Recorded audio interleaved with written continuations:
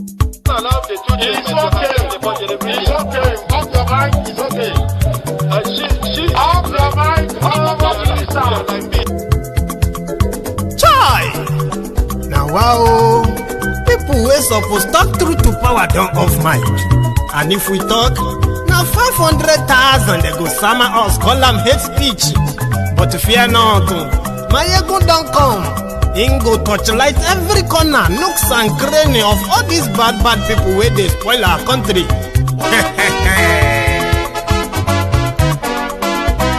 So my people make we loud, oh, yo. Maiyegun don't come, oh, yo. My people make we shout, oh, yo. Maiyegun don't come, oh, yo. Maiyegun don't come, man of the masses, oh, yo. Maiyegun don't come, oh, yo. Maiyegun diary Politico, Maiyegun don't come, oh, yo. This one not the off in mind, oh, Maiyegun don't come, oh, yo. Can in the touchlight every corner, oh, Maiyegun don't come, oh, yo. Okay, some people be they holla say they want the power. Chai, them be promise us say we go get light and power. Them hustle sote they can't get the power. But now they know they do anything with the power. Every day, dollar just they get the higher power over naira. See them talk say make we off mind, but thank God say Maiyegun don't come. So my people make you loud, oh, yo. Maiyegun don't come, oh, yo. My people make we shout, oh, yo. Maiyegun don't come, oh, yo. Maiyegun don't come, man of the masses, oh, yo. Maiyegun don't come, oh, yo. Maiyegun diary Politico, oh, yo. Maiyegun don't come, oh, yo. This one not the off in mind, oh, yo. Maiyegun don't come, oh, yo.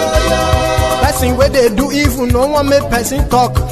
Them say that Maiyegun, that man too they talk. He too they talk. Say Maiyegun diary, he they hot like pepper. But every day then they take money in bulk. Woman picking, they the street they hawk. Still them talk say make we no talk. But thank God say Maiyegun don't come. So my people make you loud, oh, yo. Maiyegun don't come, oh, yo. My people make you shout, oh, yo. Maiyegun don't come, oh, yo.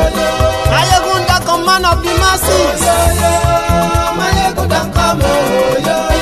Maiyegun diary Politico, Maiyegun don't come, oh, yo. This man not the off in mind, Maiyegun don't come, oh, yo. Aha, now him not done here. All these bad politicians, them we call themselves politicians. When they thief our money, we no want make the common man get waiting suppose get for this country. And I never hear something. Now go hear one, Maiyegun, you go show na paper. Maiyegun diary Politico. So my people make you shout, oh, yo. Maiyegun don't come, oh, yo. My people make we laugh, oh, yo. Maiyegun don't come, oh, yo. Hello there, brethren. Good morning to you, everyone. Good afternoon to you, and a very good evening to you from wherever you are joining us. It is Maiyegun live, and thank you so much for joining me. Remember, first apology for the late start, but after reading the caption of the broadcast, read the description of the broadcast as well, just to give you the idea of different topics we are going to be touching tonight. And after that, like the broadcast if you, then share it. Invite your friends and your not so friendly friends and tell them to join us. Maiyegun is live. And tonight, we are starting from the report submitted by Riley Moore, the American congressman appointed by the president of the United States when he redesignated Nigeria as a country of particular concern last year, October. Now, that announcement also prompted this appointment prompted Riley to visit Nigeria, the middlebelt part of Nigeria, met with the victims of the Christian genocide, the Fulani attacks in that part of Nigeria.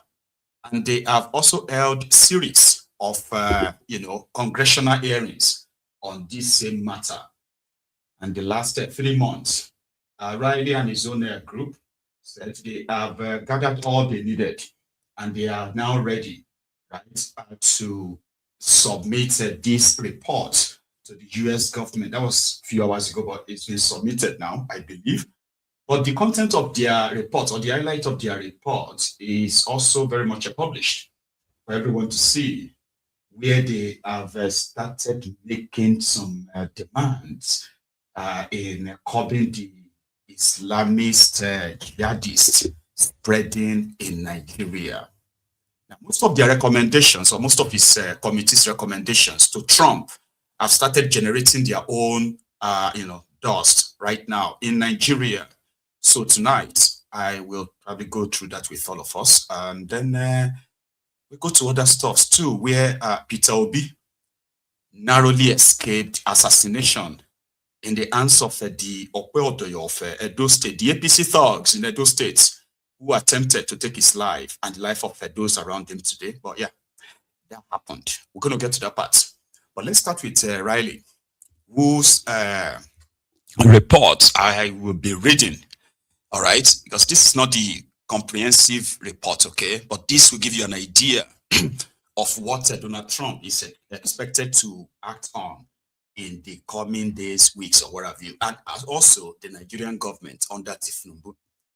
You see, a lot of the Ronukus have been consoling themselves, telling themselves that Tinubu has handled the Donald Trump's bully, right? That Tinubu has handled it with so much, like, kind of like a boss, sort of. Like, he's been able to handle that so well, right? That what people expected from Trump to actually do with Nigeria, when the situation was very much like hot, it didn't happen. Rather, behind the scene, Tinubu, who appointed Dereba Dump to be the intermediary after sending him to Washington in November.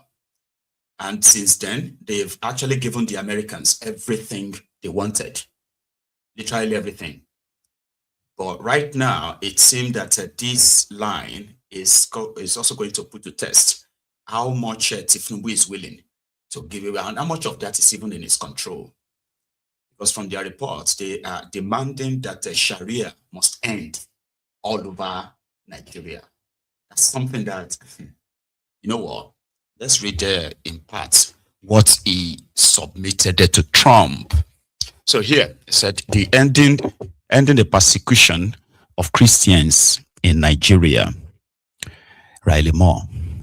The United States Congress commends President Trump for his decisive action to redesignate Nigeria as a country of particular concern, CPC, to hold perpetrators of violence to account and compel the government of Nigeria to protect vulnerable communities and end religious persecution.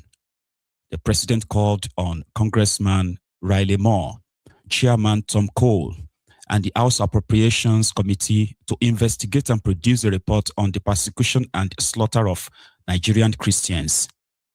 To examine the facts, Appropriations Vice Chair Mario Diaz-Balart hosted an investigative roundtable and led a congressional delegation to Nigeria, and House Foreign Affairs Committee Chairman Brian Mars and Africa Subcommittee Chairman Chris Smith held a hearing to gather evidence from government and civil society witnesses.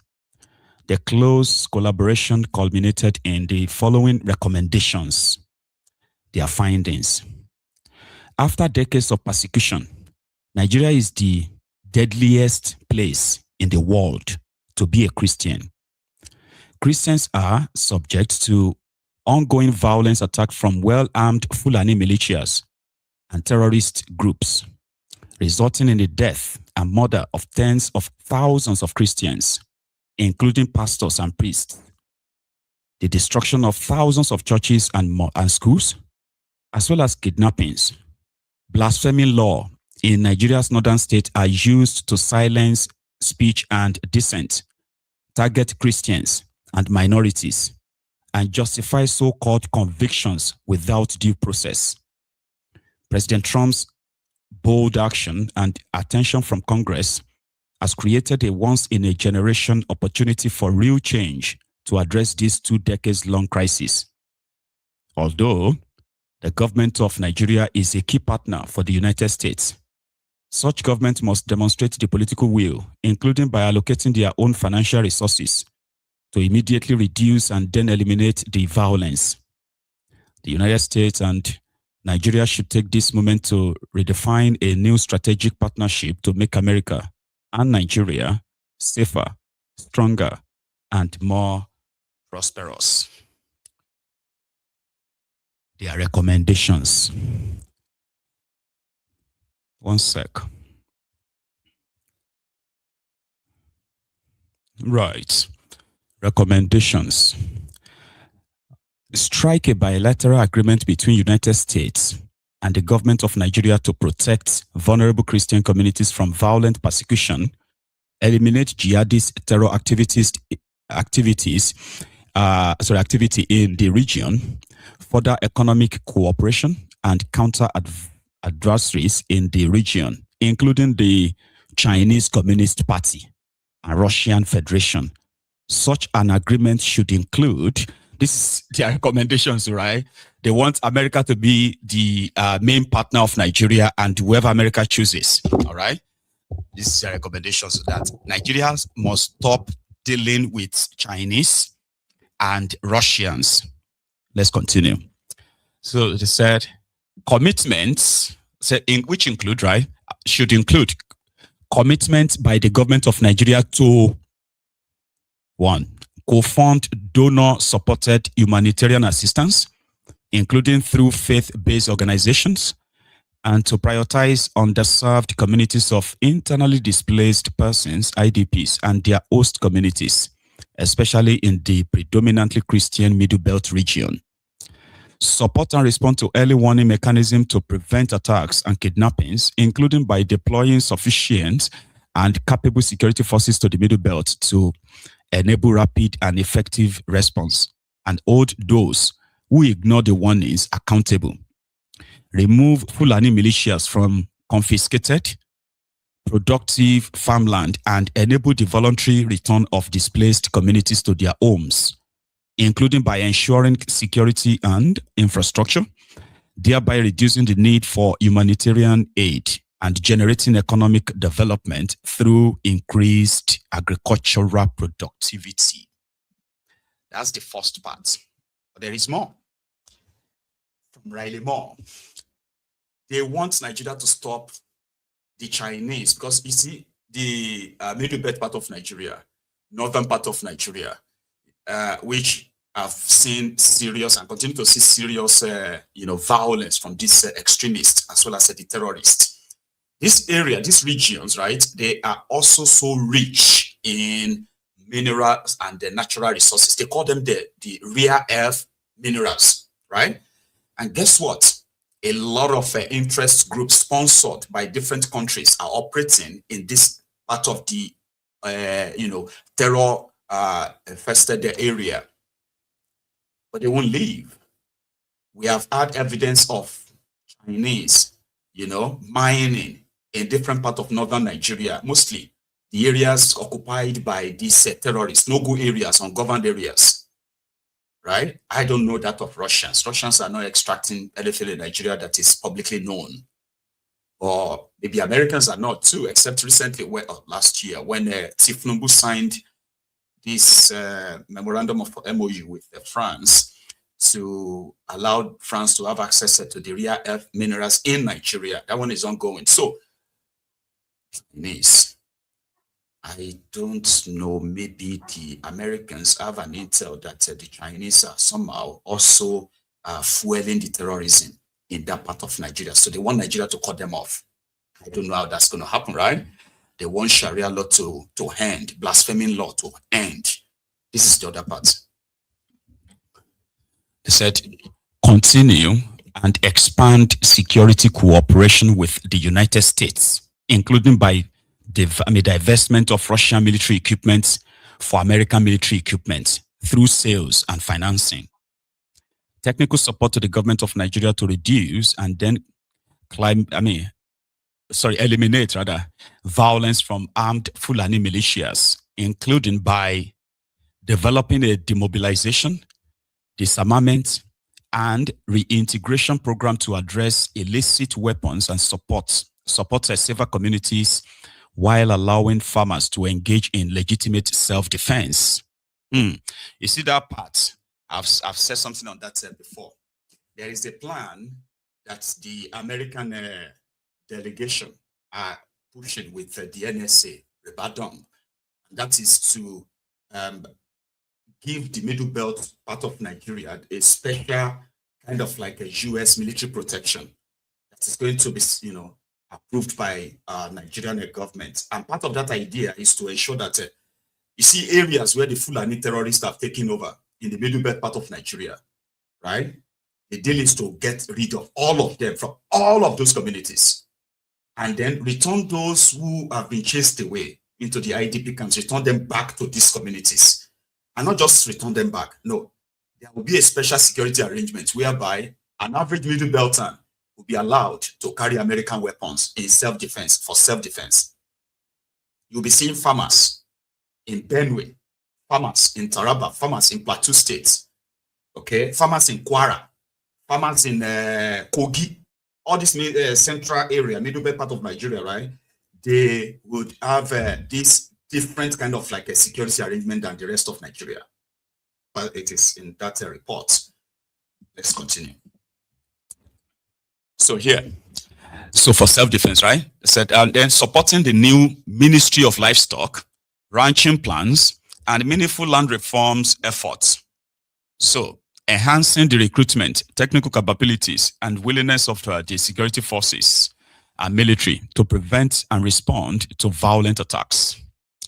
Comprehensive counterterrorism cooperation to rid the region of foreign terrorists organizations that pose a direct threat to the American homeland, including through the provision of excess defense equipment and use of relevant drawdown authorities.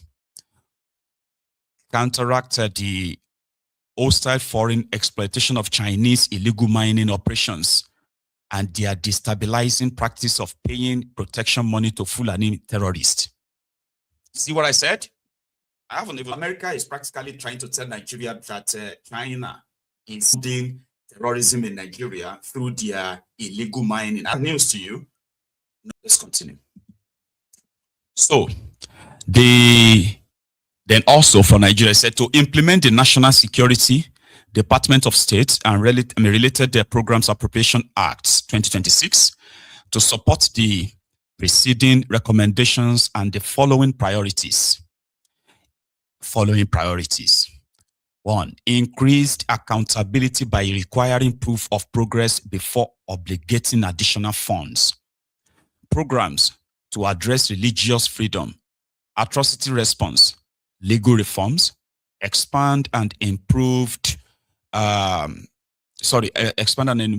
policing, strengthen the criminal justice sector, improve anti-money laundering method, and enhance capabilities to disrupt terrorist financing networks, as well as capture illicit monies from Fulani militias members. Treasury Department programs and activities to strengthen the integrity of Nigeria's financial system, which will safeguard U.S. national security and enhance the favorable balance of trade for the United States.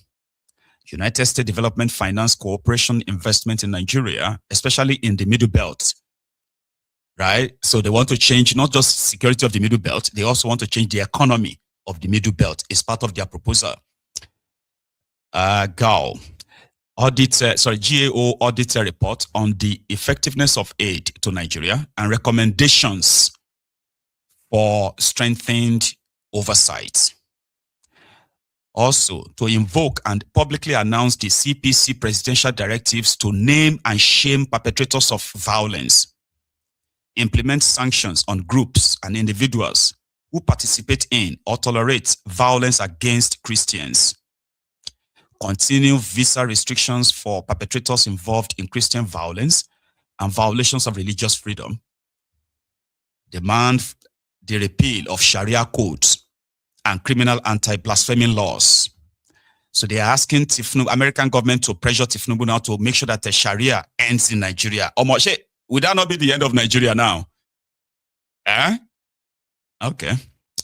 Also, to review and use points of leverage to compel Fulani herdsmen to disarm, including by blocking export of beef and other cattle-related products to countries like Ivory Coast, Ghana, South Africa, and Senegal. So they want to ban the export of the beef from Nigeria as part of the sanctions. They are proposing that in order to disarm the Fulani terrorists. Ensure adequate staffing of diplomatic posts in Nigeria. This is their own now, protecting themselves against any other, backlash.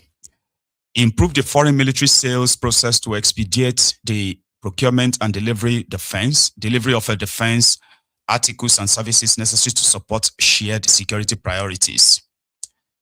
Require a national intelligence estimate, NIE, on Nigeria's sectarian and communal violence, and review classifying Fulani militia groups with links to terror groups, as well as other groups conducting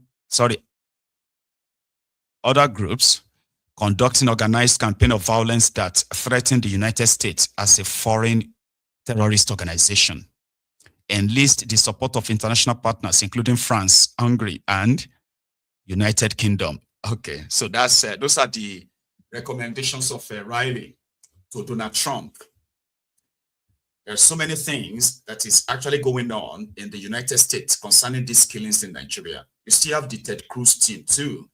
Theirs is also to ensure that this issue of a blasphemy, Sharia, should completely be, decodified. Like it should completely be removed from Nigerian constitution and law and all of that.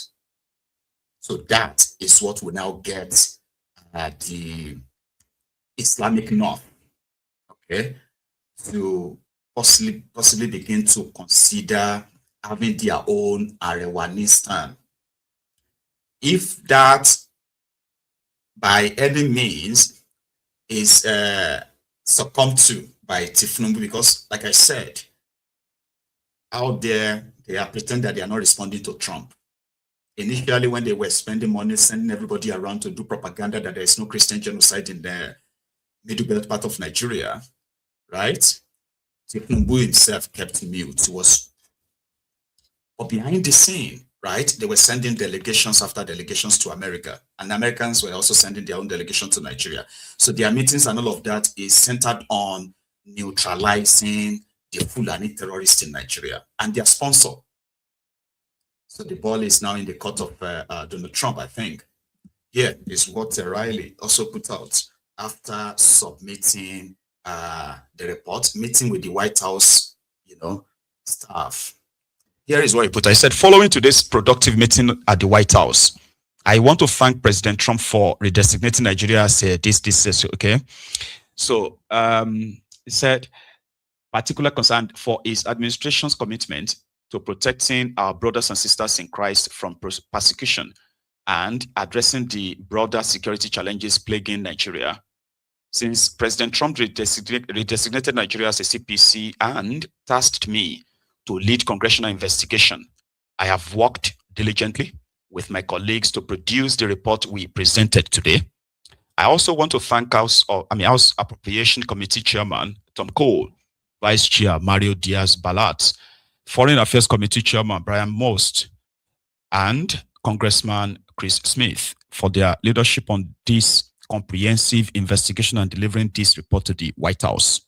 I traveled on a bipartisan delegation to Nigeria and saw with my own eyes the horrific atrocities Christians face and the instability the Nigerian government must combat.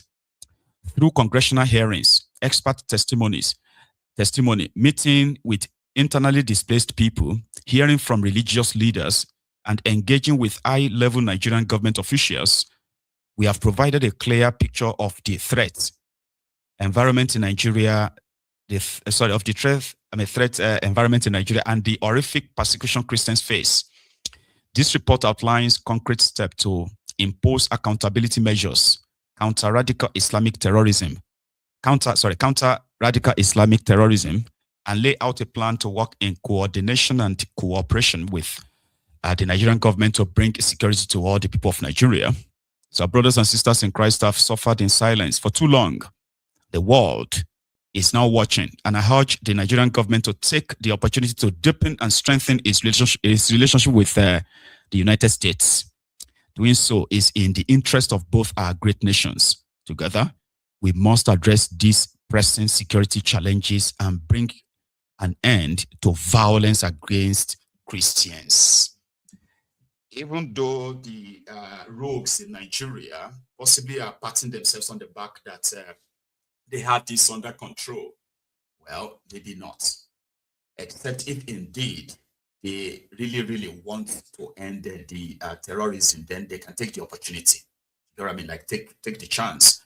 But if they are not, again, the fate of the Christians in the middlebelt part of Nigeria, their fate will remain in the hands of Donald Trump.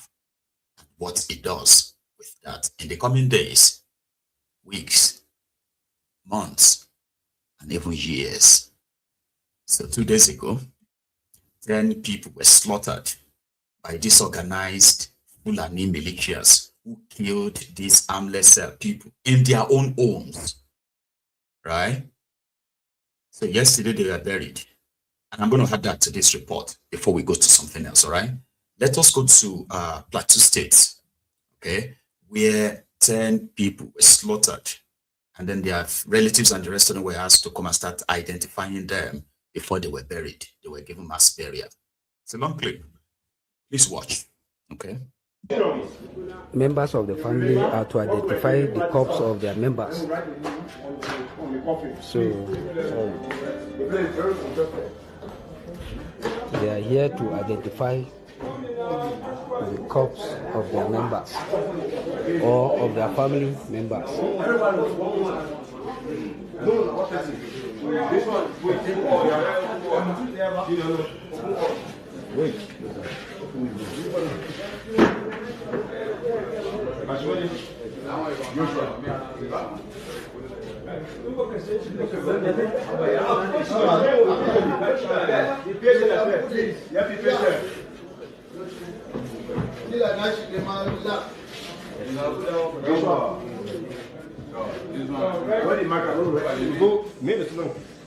Joshua.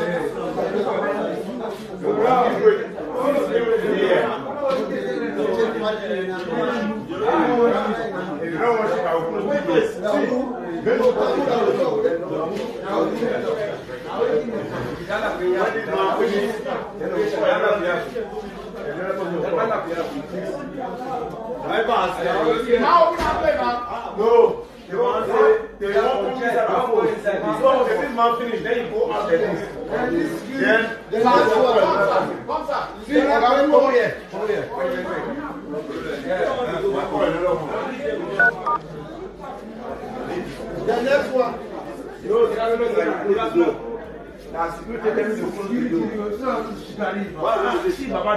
What did they run?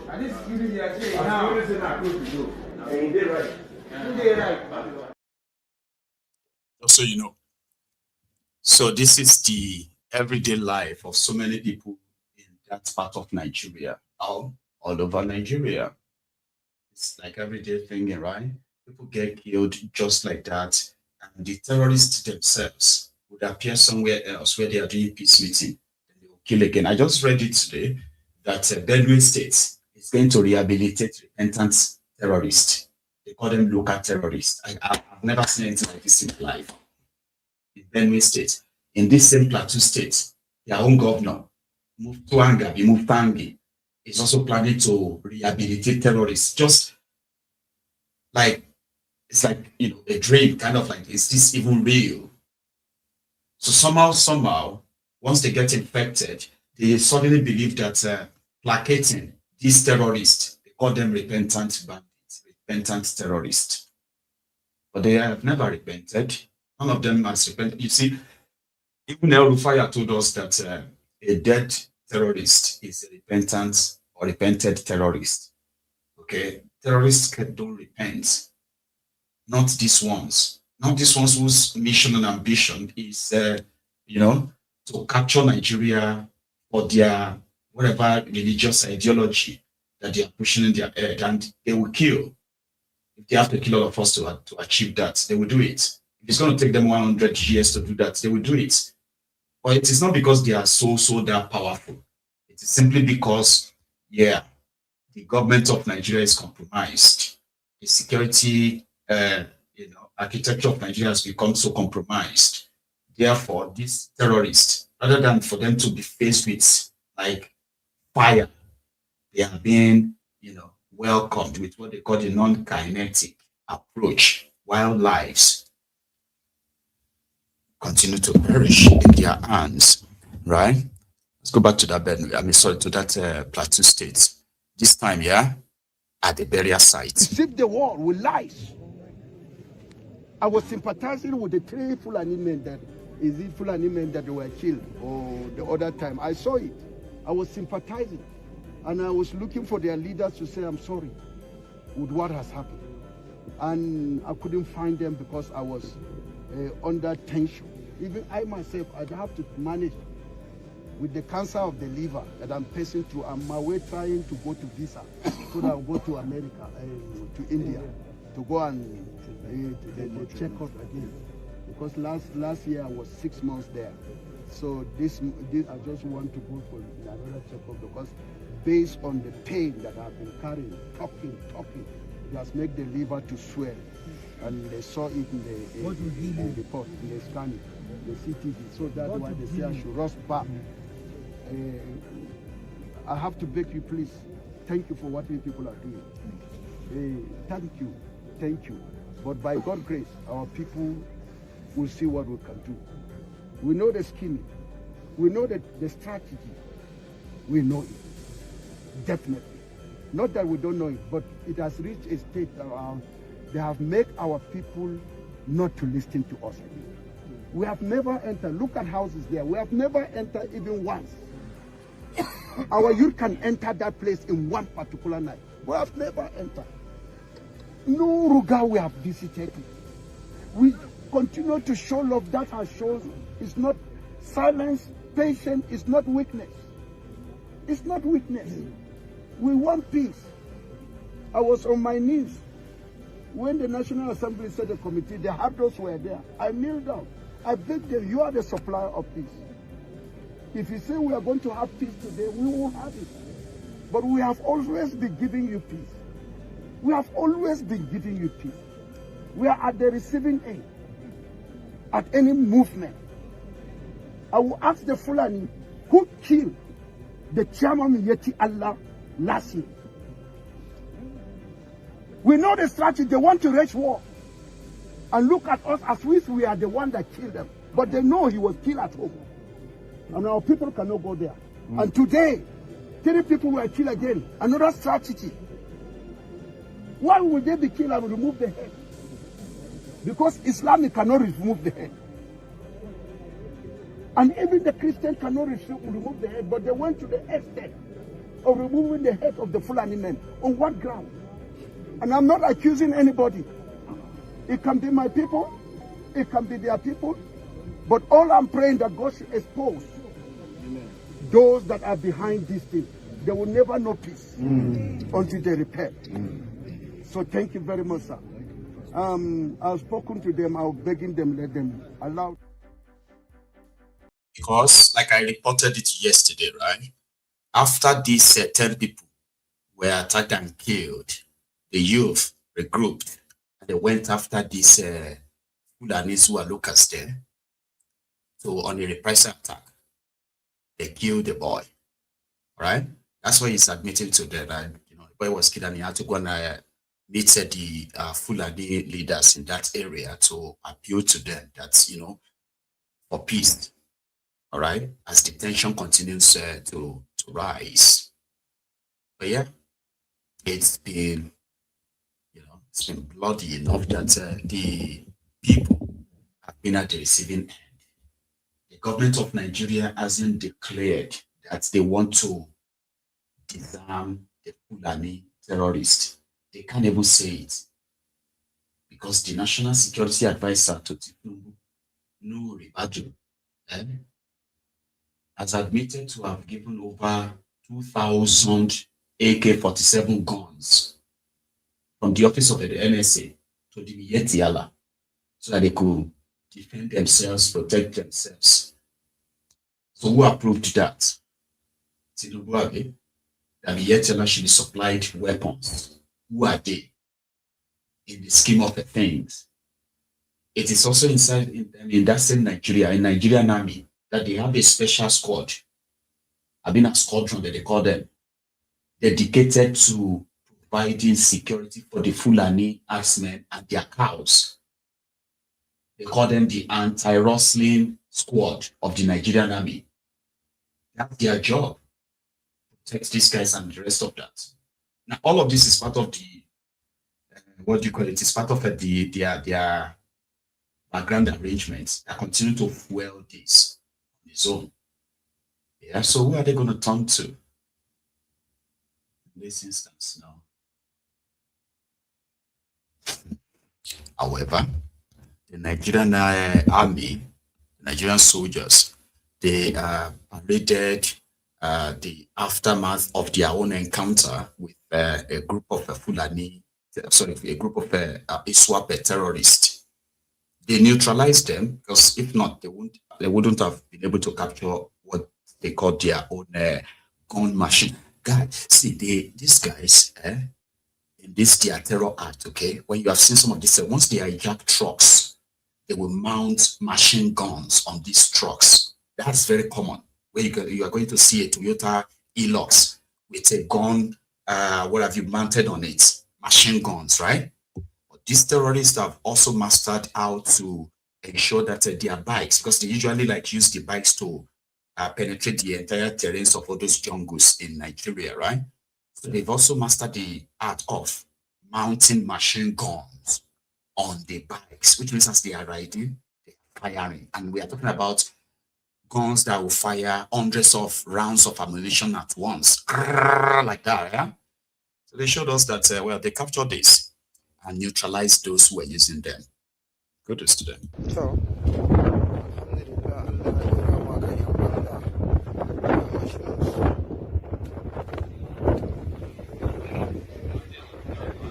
ana gani nan kayan da suka zo da shi kenan akan su dole da zo su kore mu. To Allah ya ba mu nasara ga mashinan su ne wayannan duka mashina sama da kusan 30 mashina kusan 38. Allah ba zalimin bawan shi bane.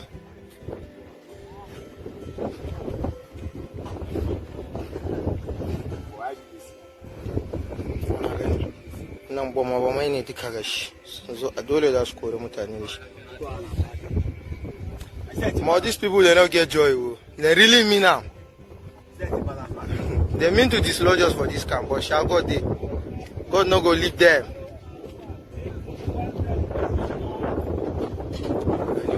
Mashina sama da 38 gasan duka yau da safe tun karfe 4 muna fama da su har karfe 8 na ranar nan muna fama mu gawa da su. Allah ba da sa'a an kashe na kashewa na gudu sun gudu mun karɓi mashinan su. Ana gani kon Allah kenan. Gashi.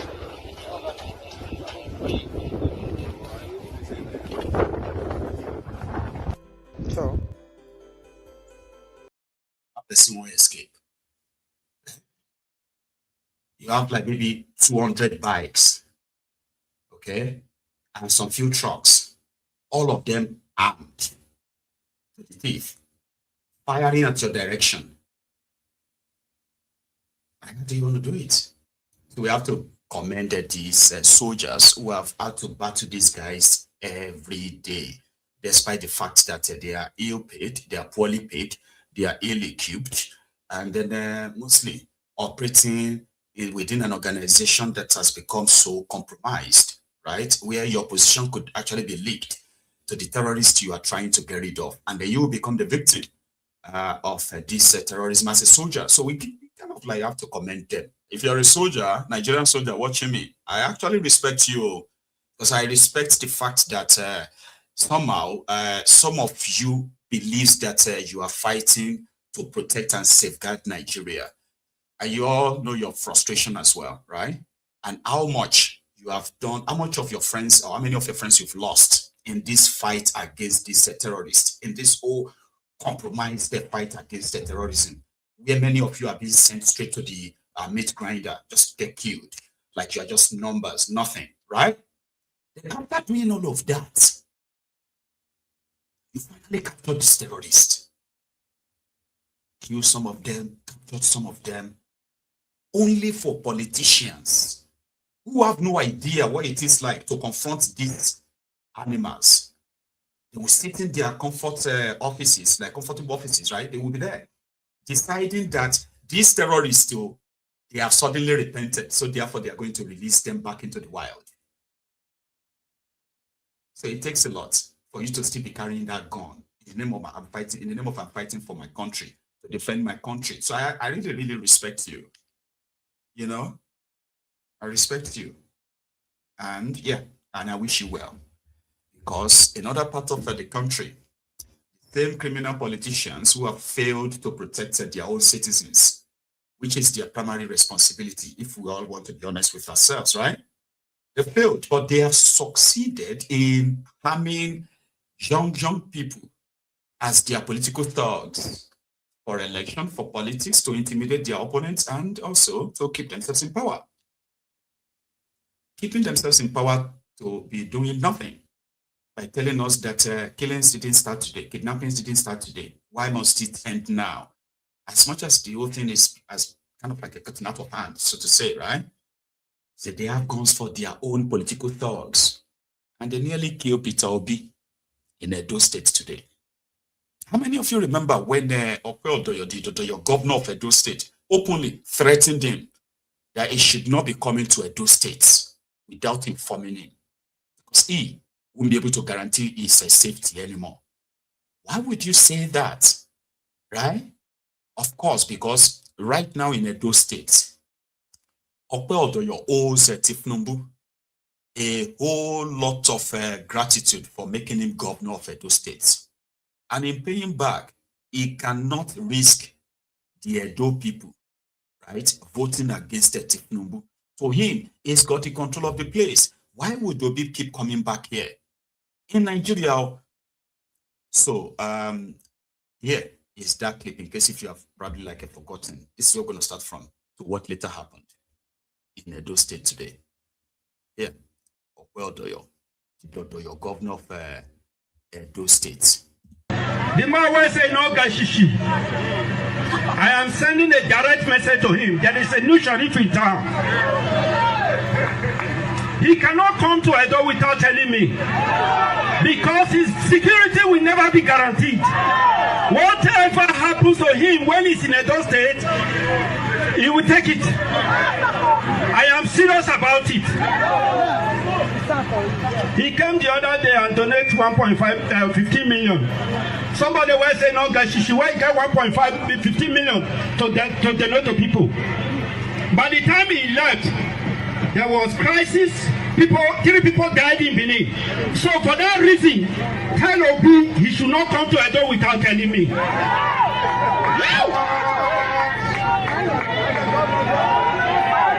Nothing said with the grace, and with the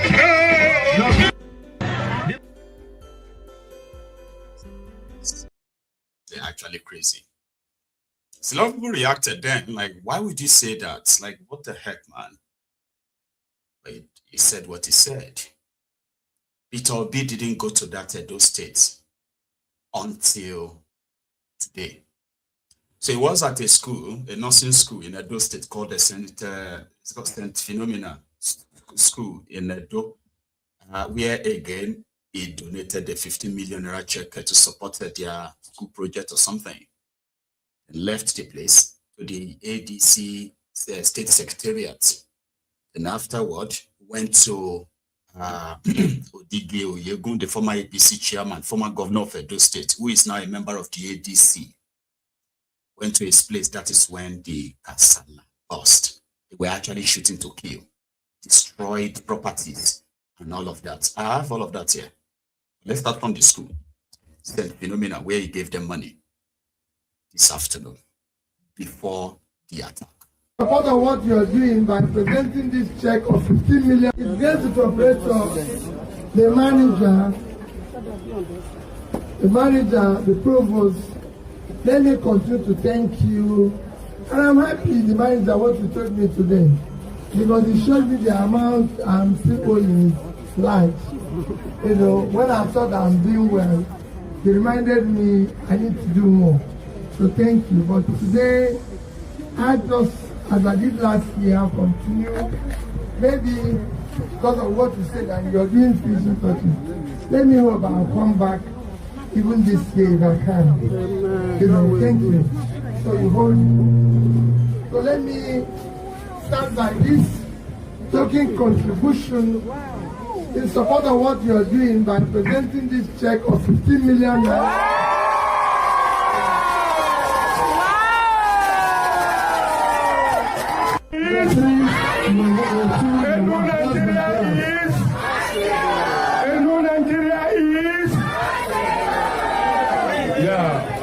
Class by class, year three. All year three.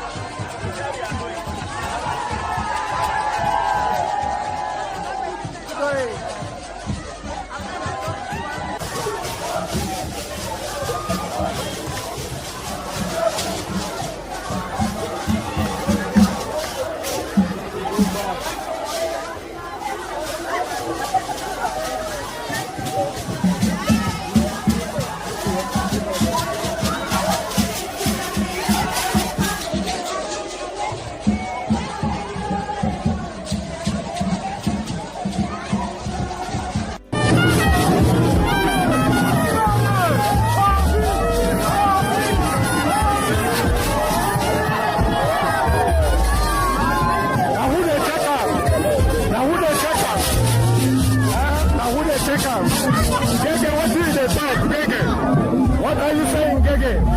Are you watching here? Gege, can you look here?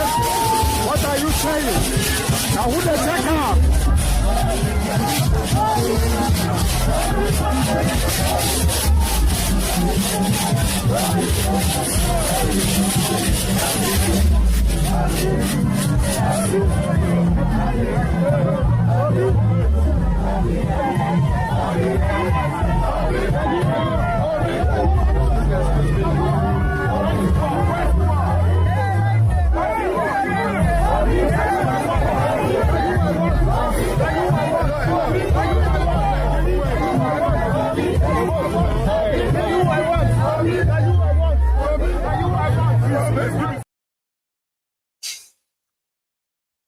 Everything was fine. Everything was going well until they decided to leave the ADC secretariat for Maiyegun's house. That was when the hoodlums arrived, and all hell let loose. Let me show you what they did first, and then the reactions that followed, right? The destruction that followed that joyous environment that you saw in that video didn't actually last. Right? Watch this.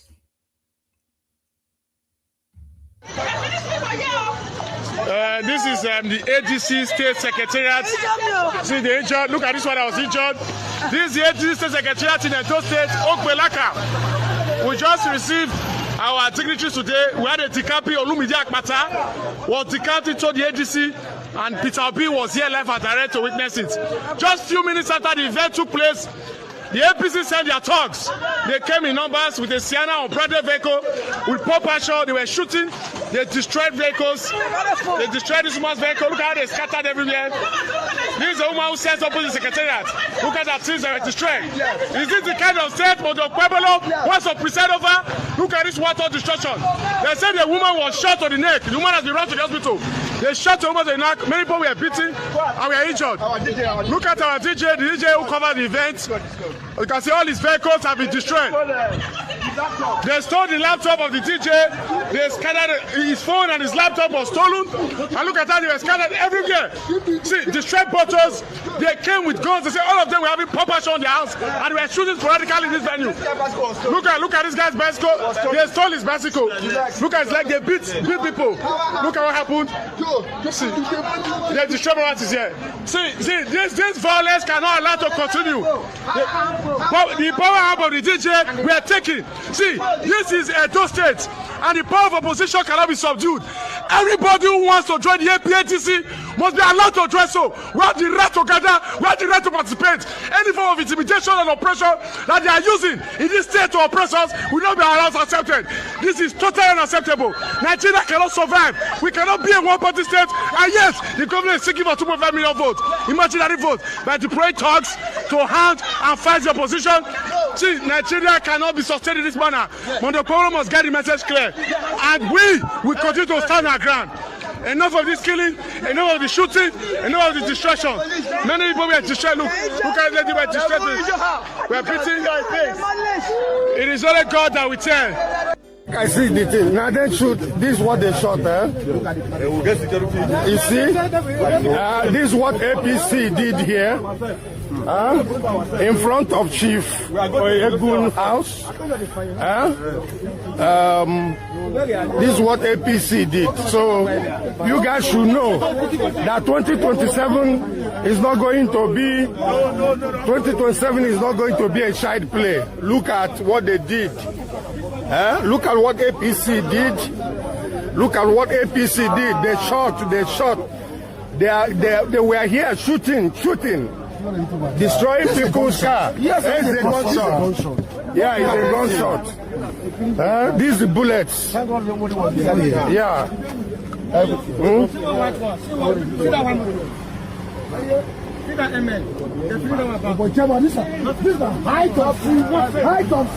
Yeah, this is to let you guys know that 2027 is not going to be a child play.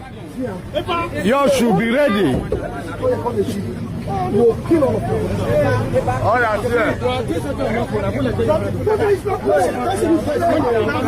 See, this gunshot. This gunshot. See bullets. See bullets at the gate. This former governor's house. This former governor's house. Chief Maiyegun. They are angry because the obedient mobilized and the ADC has also mobilized. They are angry. This is what the APC are doing. 2027 is not going to be a child play. For you guys to be ready, to know that what is coming is not a child play. Everyone should get ready and get prepared. They know that they will lose. They know that Tinubu will lose in 2027. They know that Tinubu will lose in 2027. They know. They know that Tinubu will lose in 2027. And that's what they are doing. They know that Tinubu is going to lose in 2027. See bullets. See bullets. Thank God, enter inside. This one, they targeted the fuel tank. They targeted the fuel tank so that,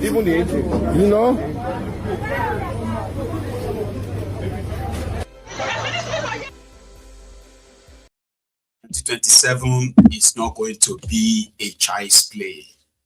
I bet a lot of people actually knows that, have you? As much as some are saying that the 2027 is going to be a walkover for Tinubu because there's no opposition, the blah, the blah. The likes, or is the foot soldiers, the likes of Okweodoyo, your governor of Edo, and many others who are still going to show you, because this is not just happening in Edo, right? It's happening in Lagos. It has happened in Kaduna. It has happened in Katsina, where people have been attacked for associating with your opposition, ADC. After the attack, because when they were attacking, this is what makes it an assassination attempt. So when they were attacking Maiyegun's house, simultaneously they were attacking the party secretariat simultaneously. But when they were attacking Maiyegun's house, right, shooting and all of that, Peter Obi was inside the house. Initially, people thought, oh, it was after Peter Obi left that all of that happened. No, he left the secretariat, went to Maiyegun's house simultaneously. Attacked the two places, and you saw it in that clip, right? His own reaction, press conference of what happened. Peter Obi, former governor of this state, and you can see what happened in front of his house, where hoodlums came shooting. If you look at his gate, everything. Let's see the bullet holes there. Let's see the bullet marks at his gate. You see the several cars, the damage and everything. That is where our democracy has reached.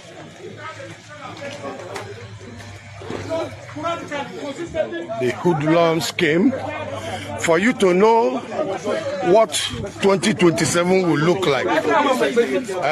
Immediately after we left the ADC headquarters in Benin, we came into the house of Chief Oregun, the former governor, and these hoodlums came, started shooting. These are bullets, started shooting. These are bullets, started shooting, destroying vehicles. You see, they know Tinubu is going to lose in 2027, and they don't want peace.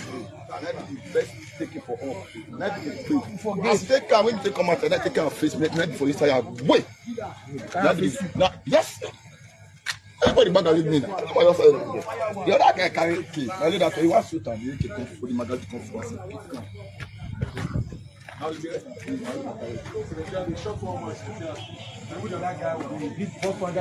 the guy head, post by the back. I have to pay the hospital, the clinic bills, and I have to take care of the guy. The structure there is another level. They wounded someone. And the secretariat there, yeah, they shot somebody. They blast the guy head here, blast him at the back.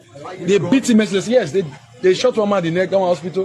This thing is getting, we cannot sincerely continue like this. Who are the people doing this? It's the IVPC talks, we know. They have a history of violence. Make a formal complaint,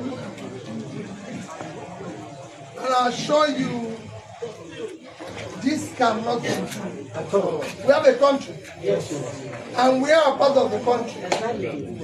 You know, we cannot have terrorism terrorizing the country and have officials that will go with it. Terrorizing citizens is not acceptable. Yes, sir. Yes. Thank you. Thank you, Your Excellency.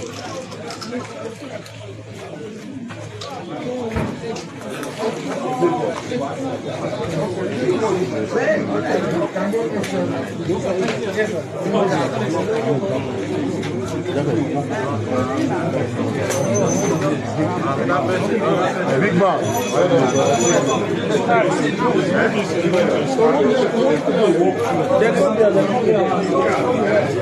This is bullets. This is bullets.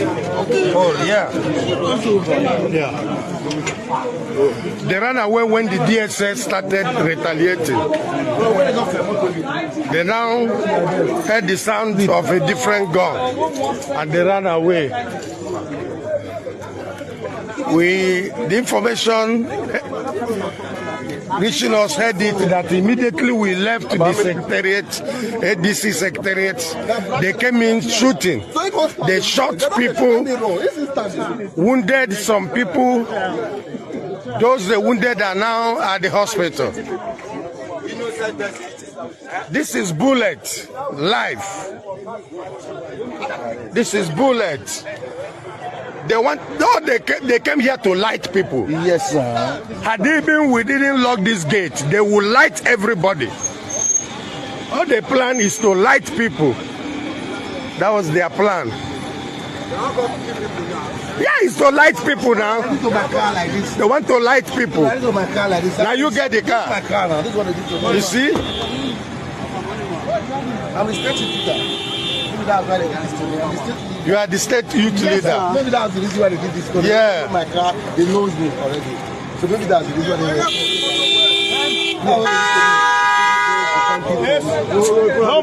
Don't make noise there. We did it, no car. Where we go? Officer, are you just coming?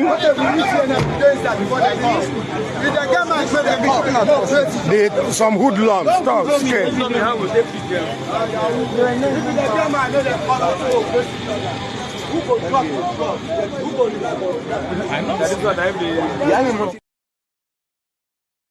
So there is no way. I wanted to say that the opposition should probably mobilize their own thugs too. But you can't match call thug for thug, money for money. No. The people would have to actually resist them when it mattered most. And it is when they organize their Sharia. That's where you actually have to resist them and take the power away from them. But when it comes to, like, if you want to go and do this, aura for aura, you what they call it, thug for thug, money for money, you can't match call. You can't, and you won't be able to. Violence for violence, I don't think so. Because to them, that is their own first nature. A lot of you would have to be probably like forced to push that violence part of you out. But violence is actually their first nature. That's why Kolu told his supporters that power is not given a la carte. Okay? You have to grab it, snatch it, and make a run for it or run with it. So all those are not like gentleman, kind of like a arrangement, so to say. No, it's going to be like war. That's what brought them to where they are, and that is what has kept them there, and that is what they want to keep using to remain there. So you have to really have the massive number of people that are really going to turn up and overwhelm them. They are not up to you, but the fear, that's a tool, it's always been working. So one guy that has been using that same fear in the past few years is your police IG, Igbetokun, the illegal police IG of Nigeria, the man that Kolu appointed. Number one, he is not even qualified to be a police IG, but he was appointed acting, then promoted. Then his time last ended, only for Tinubu to unconstitutionally extend his stay. And that was what brought Maiyegun into it, because this is somebody who has used his office to oppress Nigerians, track Nigerians, gag Nigerians, and jail, including killing Nigerians by the police the policemen under him. So he's the same guy that would arrest Nigerians, charge them for cyberbullying, and when it mattered most to protect Nigerians, they are nowhere to be found. Igbetokun, so Maiyegun opened everybody's eyes to how illegality, okay, can never be legal. So most of the actions of the Igbetokun himself pretty much look so illegal all the while. So finally, Kolu told him to go and resign today. And it is not that he probably retired or anything. No, he was told to, hey, drop your resignation. And that spread like wildfire, okay? Because a lot of people, including Showore, a lot of them were more or less like, when is he ever going to go? Or the impunity that made him police IG, the Tinubu's impunity that made him police IG, is still very much at play. You know, they have AIGs, they have DIGs. The DIGs are the Deputy Inspector General of Police, who have had their wealth of experience, years of it. I don't know if that is even possible because what difference does it make, right? What experience would a normal police officer in Nigeria have to rise in ranks and then get to the top of his career? Like, what is he going to do different? Like, what is any of them going to do different, right? Different, rather. Anyway, Igbetokun is resigned, and he will be retiring other police DIGs. As Tinubu has now nominated an AIG, Assistant Inspector General of Police or so, as the next acting IG. But the backstory, there is actually even more from there, because it's now came to light on the eve of Igbetokun's exit. It came to light that his son, right, received a whooping 100 million naira from the Anambra State's security fund. How did that happen? Like, why would Anambra State government send 100 million naira to Igbetokun's son in error? Like, how? So here is the guy who was defending him last night before his stack today. The officer of the IG is uncomfortable with the searchlight that Sharia and some other people we're doing this just because of gullible people. Ordinarily, these are not things we should respond to. We have serious issues. In fact, police officers can attest to the fact that the IGP he has very clean record. He isn't corrupt. People that have met him since when he was in state CID in Lagos, Bansi in Lagos, he's an incorruptible person. So we shouldn't respond. But like I said, we have gullible people who believe that when falsehood is being peddled over and over again, then it is true. And we have to protect the sanctity, the integrity of the force. He's always called the IG illegal IG. Because he has refused to accept a duly amended Police Act, which says anybody appointed IG will spend 4 years irrespective of their age or their length of service. So I don't know why somebody would decide to use his own version of the law and not the one that has been passed by the National Assembly. So that points again to mischief. Are you able to call Sharia to the table and say, find that? Because, I mean, for someone who owns a platform like Sahara Reporters, and if there are things that are being published, it must have a perspective. There must have been an angle. Well, we choose to respond officially. Oh, you've said this, and this is what I've said. But you know, we have responded and clarified issues over and over and over again. And this person is hell bent on peddling the same falsehood of Sharia said IG was harboring a criminal inside force headquarters and was giving him security to be committing fraud. How is that possible? How is that even reasonable? Well, we're happy that the case is being handled by the EFCC now, so that the truth can come to light. But I can assure you, I stay in that same force headquarters. I stay on the 7th floor. So to get to the 7th floor, I move from ground floor to 7th floor every day. And I can tell you that that is not even possible. So these are the extent of lies that have been peddled. So like I said, we've responded, but if you choose to keep doing what is obviously wrong, then we have no option but in the interest of the organization, the sanctity of the organization, to approach the courts to stop you, and that has been done. Nuisance, Lily. What's with that guy name again? Is his name something Frank something? Anyway, he was there to debunk as expected. He's working for Igbetokun. He went on again to add this, by the way, in that same interview. What exactly? What's the history behind Sharia and IG? Have they met before? Do they know each other before? Well, he has. Because he's never going to get off the backs of IG. Well, the court has asked him to stop, to refrain from that, and if he doesn't do that, then he's going against the court order, because we cannot allow this kind of thing to continue. It doesn't really make any sense for you to just wake up and commence a campaign of calumny against him. Oh, you could remember when he said, oh, 100 million naira was paid into the account of the son of the IGP. And you know, I called the son of the IGP immediately to find out what happened, and he explained that yes, I saw 100 million in my account, and I told my account officer to reverse the money immediately, which he did. He printed out his statement of account, he showed me, he sent it to me, I saw it. which he did. Only for Sharia reporters to say, oh yes, the money was returned, then cash was withdrawn again and paid into the IGP son's account again. And I saw the statement of account, there was nothing like that. In fact, exposing the details of the account and everything, the young man was forced to close down that account so that people would not use it to commit any other form of mischief. In any case, he has written a petition to the EFCC for that allegation to be investigated. And if it turns out that it's false, then we can invoke the EFCC would invoke the Cyber Crimes Act. Nuisance lele. Ó ti rántí ẹ̀ sí Ben 10, wọ́n la máa ń pè Ben 10. Benudei. I remember him now. He's actually like a bright guy. Fortunately, it is Nigeria, right? And his job is to defend his boss, including when he is not making any sense.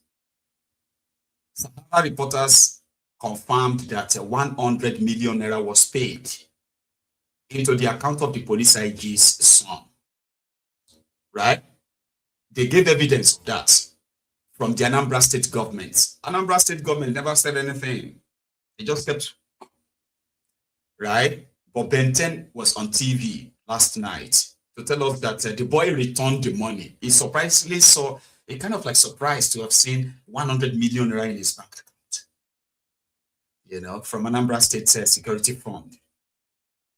Who paid that money? Like at the point of sending pay or pay this person, does the Anambra State government not have the what they call the technical know-how of the people they are paying? No. Anyway, Ben 10 said that he returned the money. Other reporter said no, the money was withdrawn from the accounts and then in cash. So they don't believe that he returned the money. Something shady was going on before his father was sacked. Now, you know, say Sharia also won a case against them that they were supposed to pay Sharia 30 million naira, Nigerian police. They said they're working on how to pay him. Right now, Sharia said he's broke, he needs his money. He also said that, you know, Rufire is in kind of like he's in detention. Yeah, Rufire is in detention of the document stupid service. Although the media says he is in detention of ICPC. ICPC has no detention. So, you know, so they are working with the DSS. I think EFCC has, but I don't know if ICPC also have their own detention center. So, but DSS were the one who picked him up. And they claimed that they dropped him at the EFCC. The report is that Rufire is now bleeding from his nose bleeding. So his own media aide released a statement that Rufire requires a health problem, you know, medical care. So the condition of his detention has affected his neurological. Don't mind me, I'm trying to talk about something that will bring blood to your nose. I don't think they are torturing him, because the aide didn't say they tortured him and bled him, and they beat him to bleed. Okay, so right now they are demanding that they shouldn't let Rufire go and attend to his health. But he is appearing in court tomorrow, right? He is appearing in court tomorrow for spying on Adam. It is a DSS case. And he is expected to be sent to Kuje prison tomorrow. You know, the way they will do it, they will say they are trying to get his bail and all of that stuff, right? So Malamu is also still very much in detention. That one, court has granted him bail. You know that court granted Malamu bail for over a month now. But the condition of the bail is so stringent, right, that Malamu couldn't meet up. Shore said he sent his people to him to come and bail him out. I don't know if this is Shore's sarcasm or something, yeah? But watch this. Malami sent people to me and our lawyer to come and be bailing him out of Kuje. He suddenly found out that we are the most credible people can do. I'm sure Rufai must have been looking for a way now to reach out, because all this shouting about bleeding of nose is to get sympathy. I'm not saying that his nose is not bleeding, and I call on the government to stop his nose bleeds. It must give him good doctors, or take him to Kaduna to go to the hospital he built to stop the bleeding. If you are in power in this country, like the governor, head of state or president, vice president, senators, you should take care of the prisons in case you find yourselves there. I don't know what his legal strategies are, but all we know is that he's being held by his friends in the APC. And this is the strategy they used to use on others. I'm surprised that his nose is bleeding at the ICPC. When did his nose start bleeding? When he was governor, was his nose bleeding? But I'm not making fun of him because I don't support any form of impunity against anybody.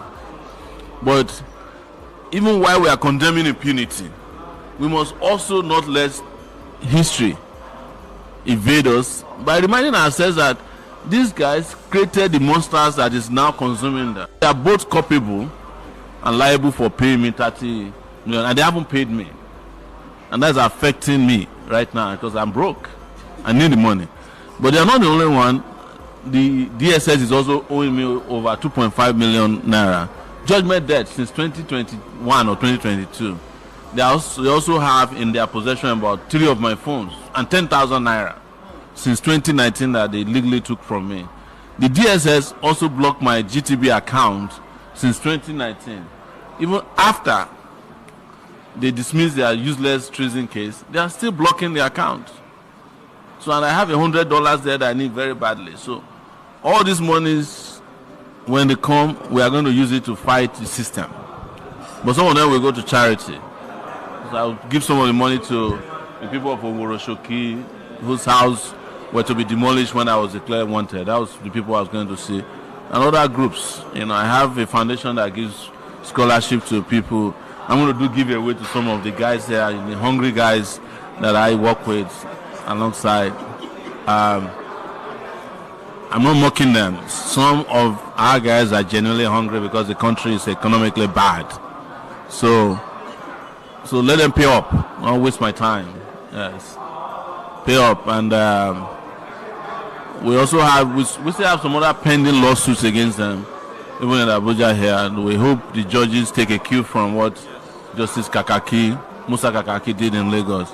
They gave a judgment that made it very clear that this is the most reckless and irresponsible policing that he has ever seen. To declare somebody wanted for a crime that he didn't commit or he wasn't going to commit, or because he took a position that the government didn't like, is the most reckless thing. So, like we always say, because some of you ask, oh, when they give you judgment that is in support, you think the judiciary is good? No.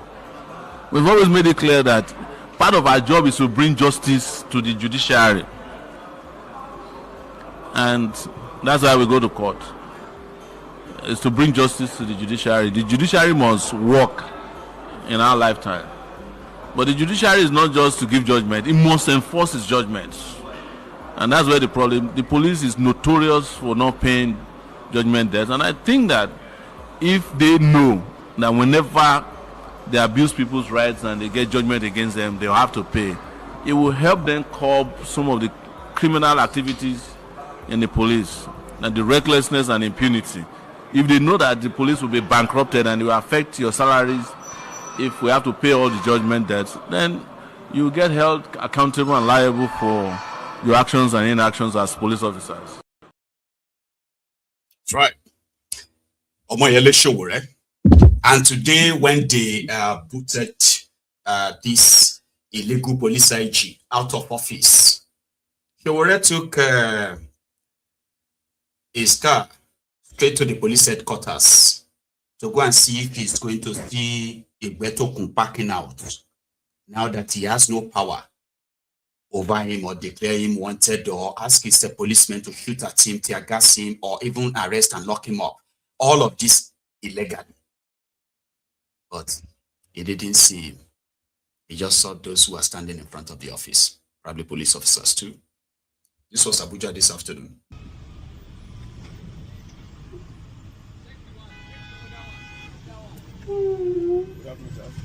We came to see the new IG. We want to see the new IG. We came to see the new IG. We never get new IG. We came to see the new IG. We came to see the new IG. Where is it? Where is it? They say they don't remove Egbetokun. I want to see the new IG.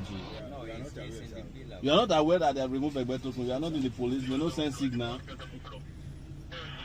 So the new IG is still in the villa. He never come. When he will come now? Egbetokun still there here. Egbetokun has to leave. That's why I came. He's not supposed to be here anymore. Why is he still inside? Now no get signal. Say they don't. I don't get new IG.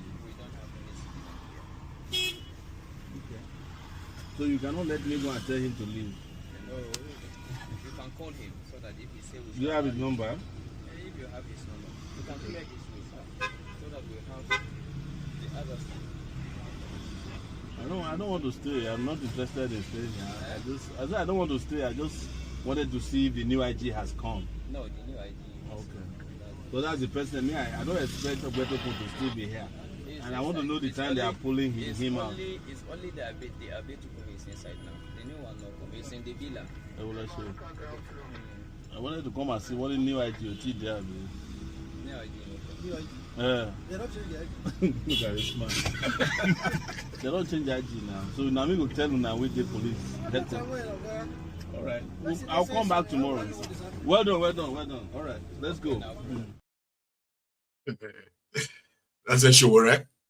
So he's here to tell the police officers that they have sacked their boss. So you have new boss now, and they all pretended that no, they were not aware. You know, so it's going to go back there tomorrow. And indeed, Olatunji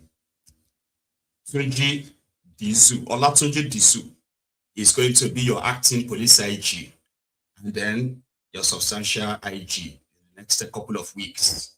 So that is the guy that is now going to organize your 2027 elections. Yeah. You know, people say that, it was the commissioner of police. It was once upon a time the commissioner of police in Lagos. And a lot of people believes that he's a fine police officer. You get what I mean now? They believe that, in fact, some are already postulating, telling us that if this Tunji Disu is unable to reform Nigeria police, nobody else can reform Nigeria police anymore. You know Nigerians, eh? And some of this, they are hyping and the rest of it. Right. So, just for your own glimpse, it's a known face so that people can actually know him more. We are about to find out. This was him when he was promoted to the, his current position, I believed, when he was promoted to the position of AIG with his mom and his wife. It's a throwback. Oh yeah, embrace mommy, come you on, I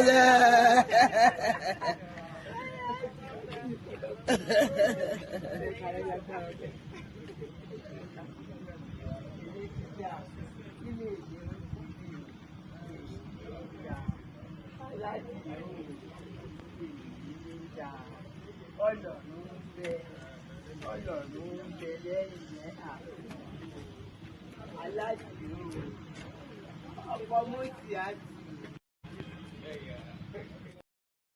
Okomutiatu. That's his mom, and that was when he was promoted to the AIG. Now he's the Tinubu's acting police IG, taking over from Egbetokun. We're going to hear more from him, yeah.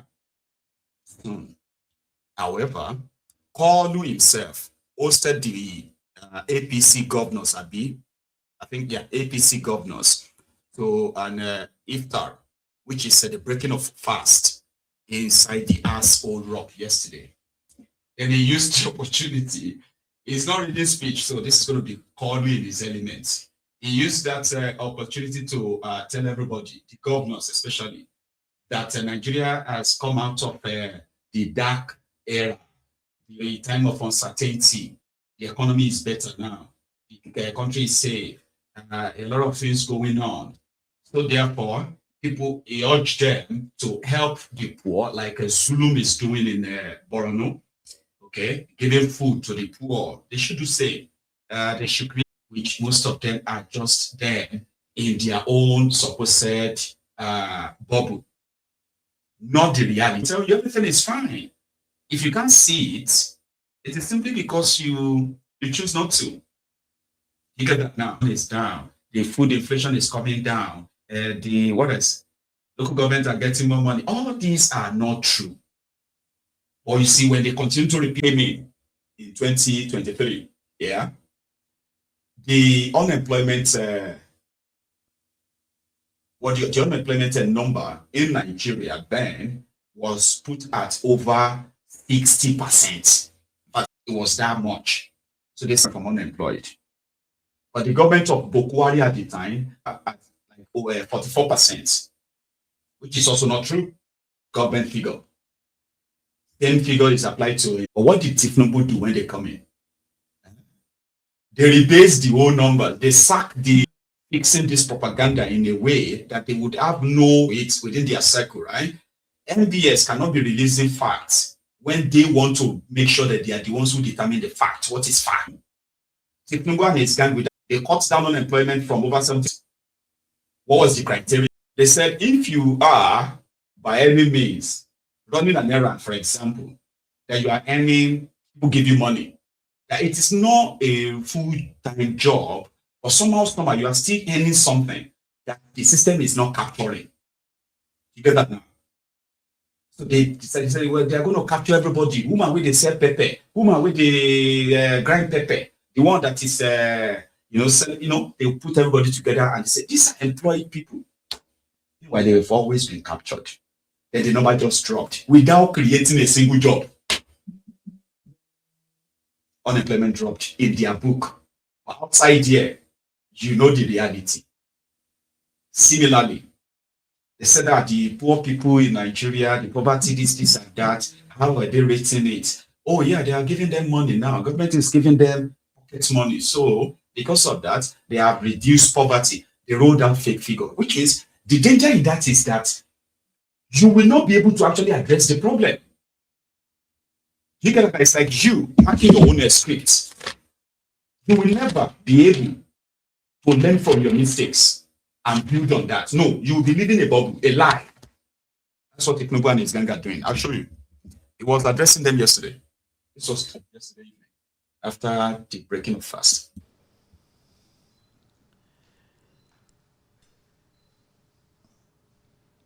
Any other government official here, please I extend my regards and a great honor to be with you. We give thanks to all men together to see another Ramadan, and a great Ramadan that coincides with that of the Christian faith. You know what it means. Discipline, sacrifice, faith, resilience, strong determination for us to continue to brace together, pray together, and love one another. I want to thank all of you for what you have been able to get achieved so far. I thank God for what we've been able to achieve together. I didn't expect this number to show up because some people are still buried in their various congresses and other local government or state level. I will advise those in the same party with me to please bear in mind that those little ones too, they do cry. Tolerate everybody, build the structure in this period of faith, unity, harmony, and sacrifice that you are pleading. Do it. let the young ones breathe. I must refer to the generosity of Professor Zulum. I saw the layout of those Ramadan outreach, both for the Christian and Muslim. That is a very, very good spirit. I watched the story. You look more robust. I thought you would eat all the 300,000 shares of the place.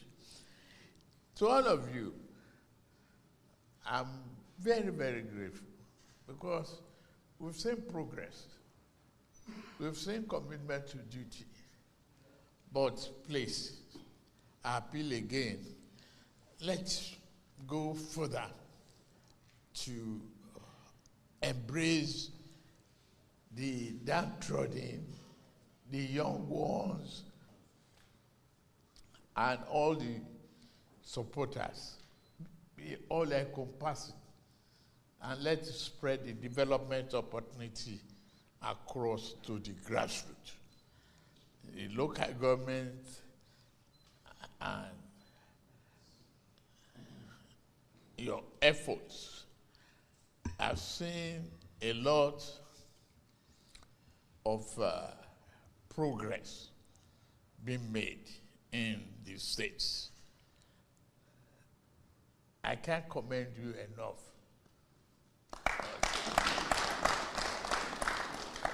The result of hard work is more work, including my son, the farmer, from Niger.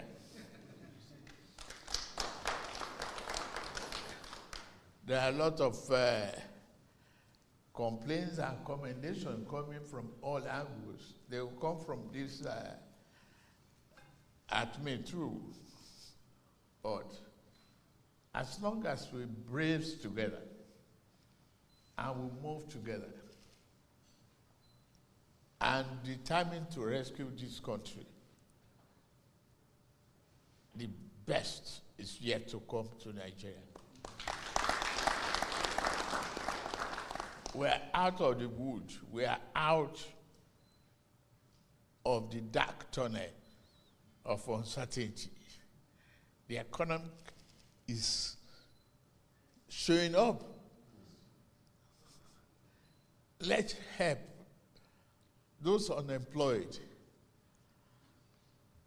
What I promise you is not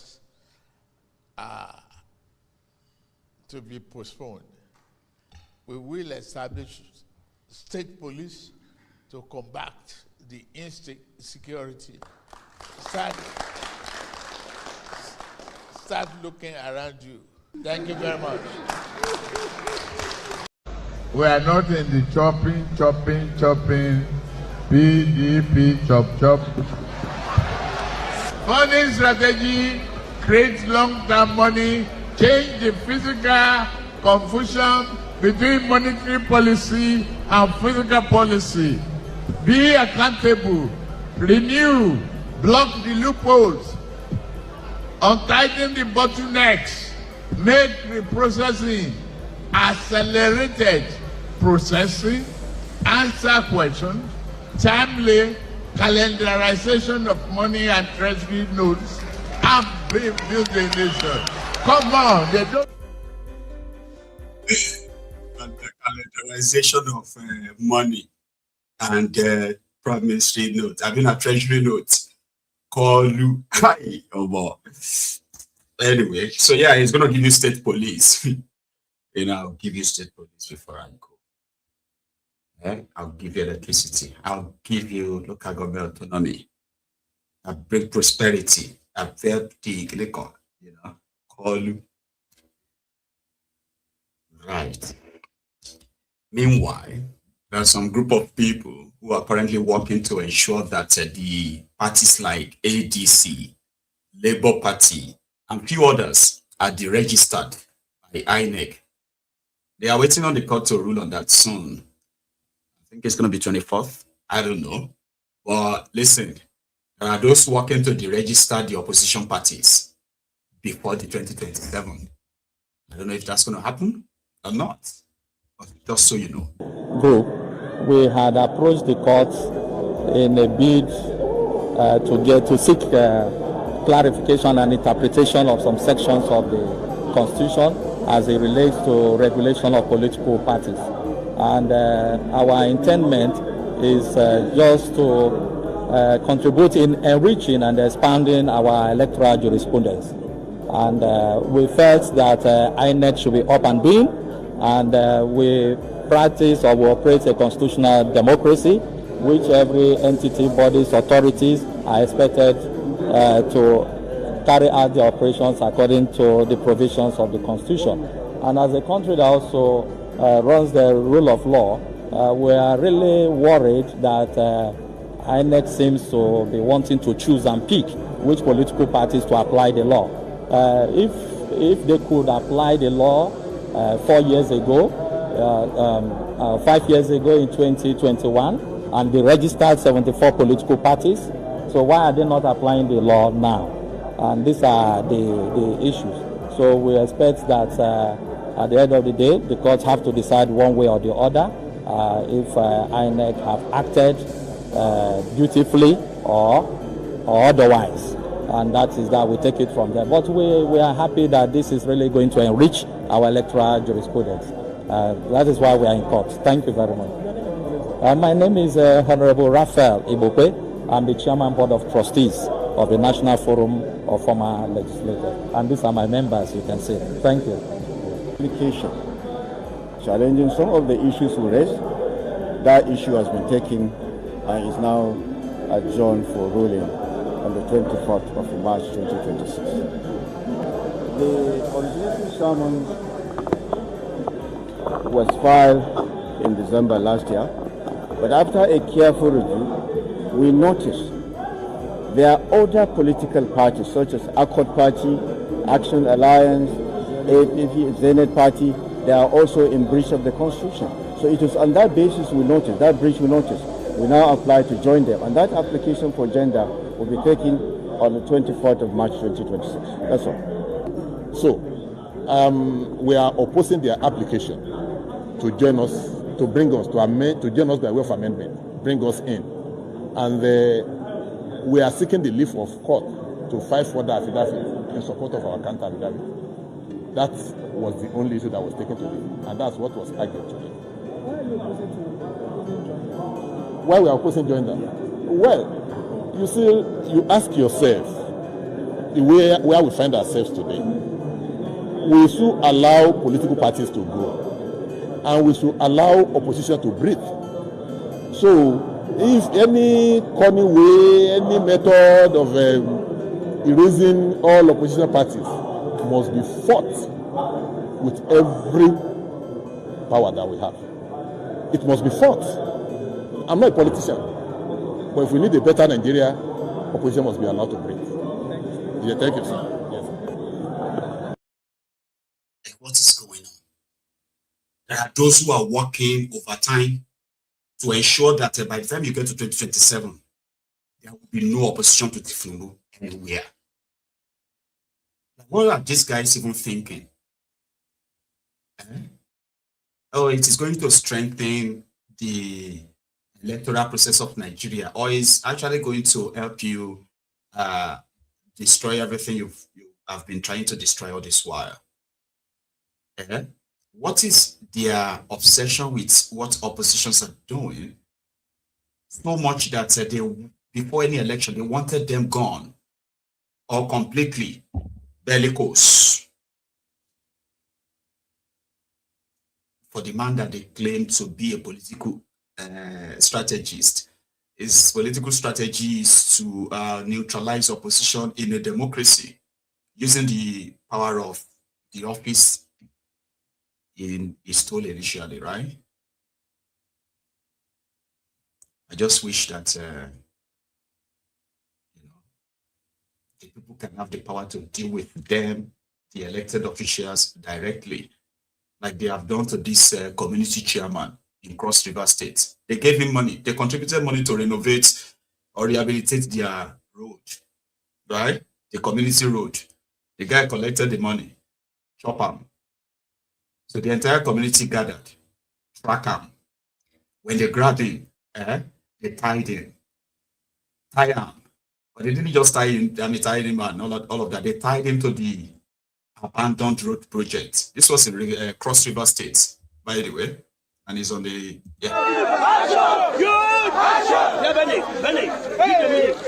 This is video actually.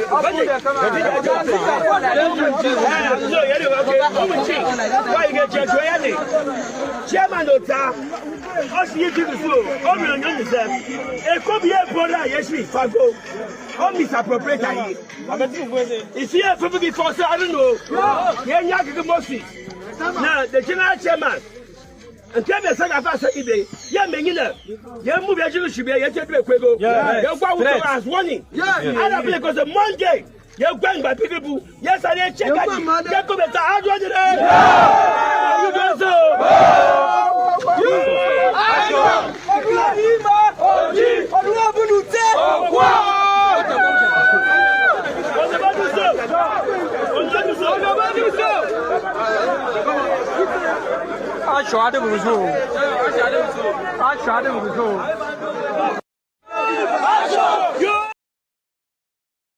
He misappropriated the community money, and the youth gathered to track him, and that happened. I don't know if they later handed him over to the police or something. I didn't hear the rest of the story. In Kano, where one of their own lawmakers, one of them who just joined the APC, now visited his own constituency to go kind of like, give them the feedback or possibly tell them why he joined APC from ANPP. They didn't give him chance to, okay? But luckily, right, he managed to leave the venue with his life intact, or his life in his mouth. This is a national lawmaker in Kano, being treated as he should be treated by his own constituents after betraying their trust.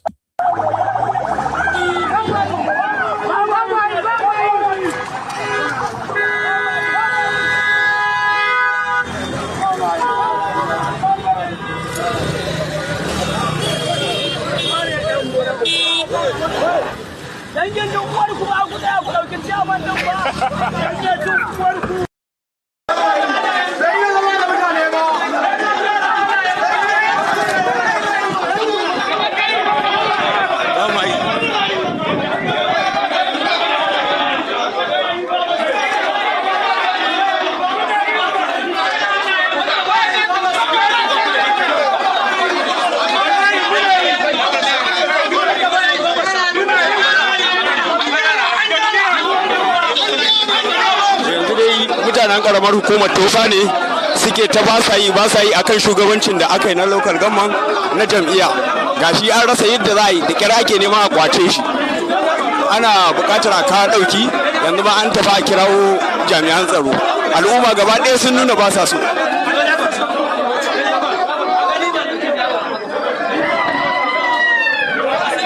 Gaskiya wannan harkar akwai tashin hankali a ciki.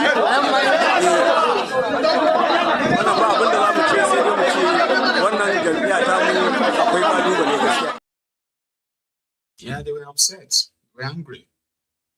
Right? I just had a clip of another man whose car was stolen in Lagos. It was robbed up. Oh, I'm going to tell you that story after, okay? But before that, here is a crash between the supposed road safety officials and another road user somewhere in Anambra. There's no bomb here. There'll be an issue. The other day, people, if you see accidents, hey.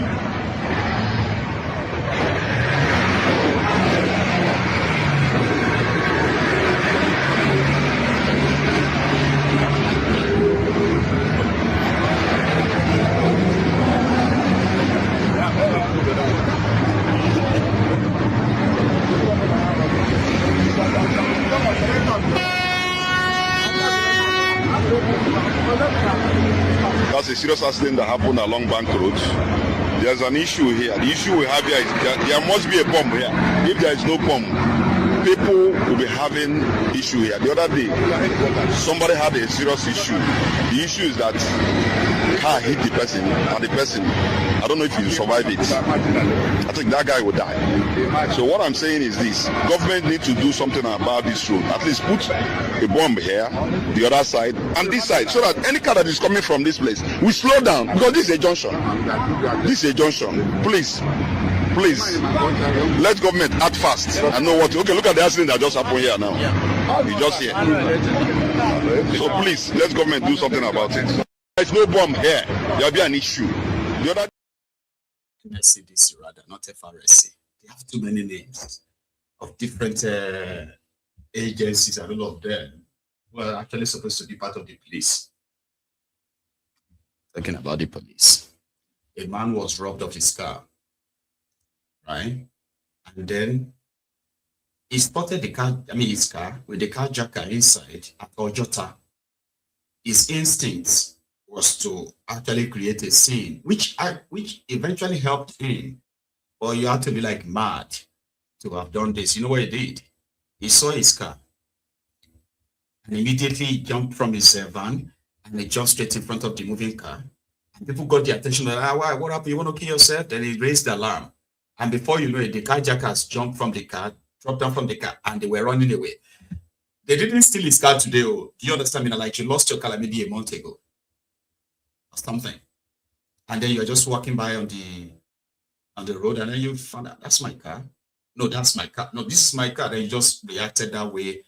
And then this happened.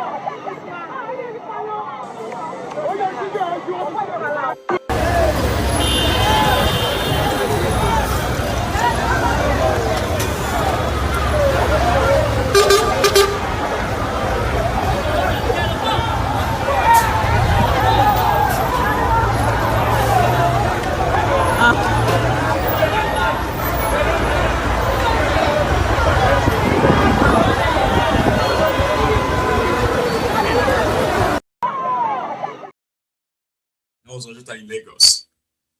But that's the story they told us. That the man's car, he found his car, jumped on it, and he screamed, and people came to help him. They got these guys out. One of them, like the driver, ran away, but they caught him anyway. So they were like the carjackers. And I'm like, what if I'm just driving my car and somebody just shout, "Ole, ole, ole, ole, ole, ole." And I'm like, what's going on? And before I know it, everybody's just like all over me. This person is on my bonnet, right?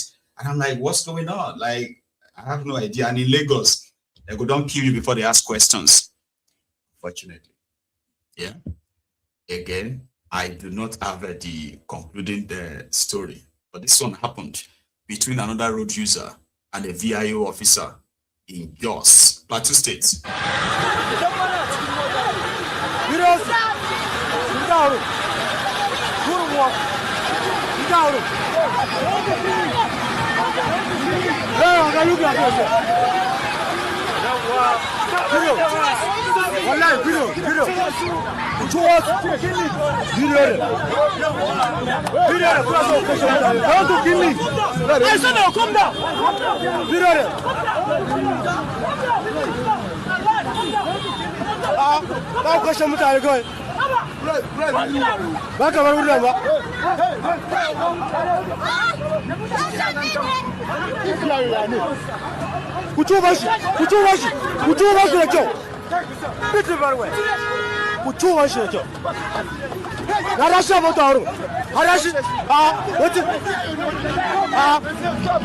This is what I said. Leave the Nigeria road.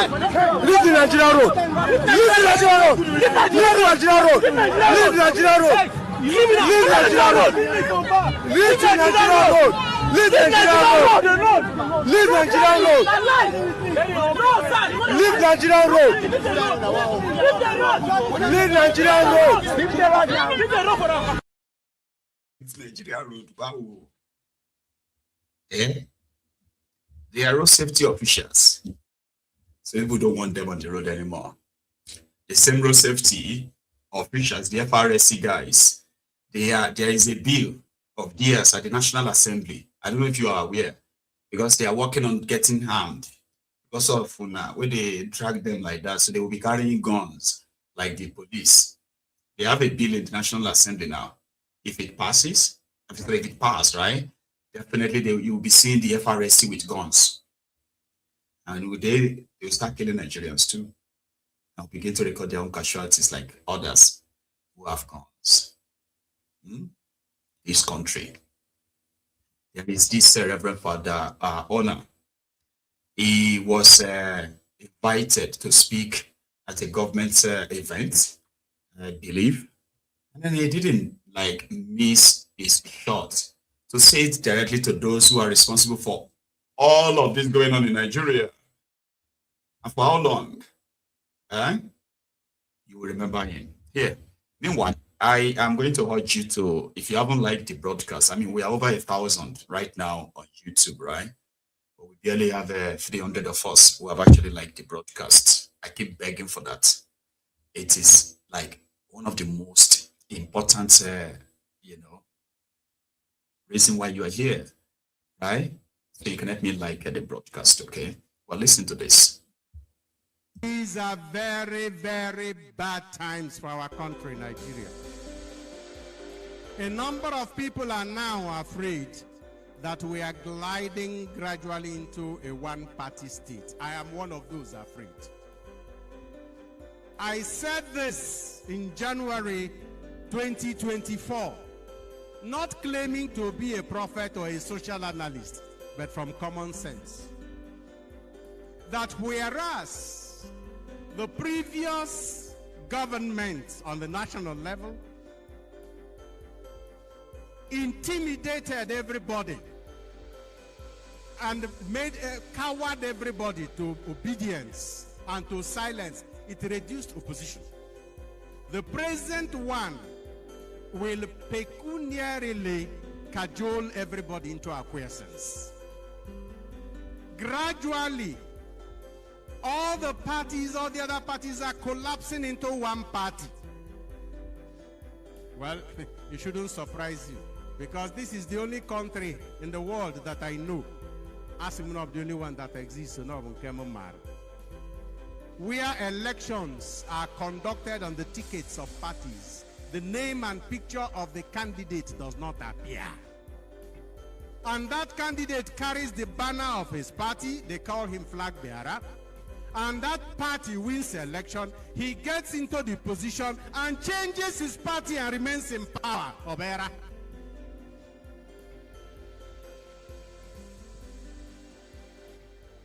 I don't understand it. Senators who are here, if you do, explain to me.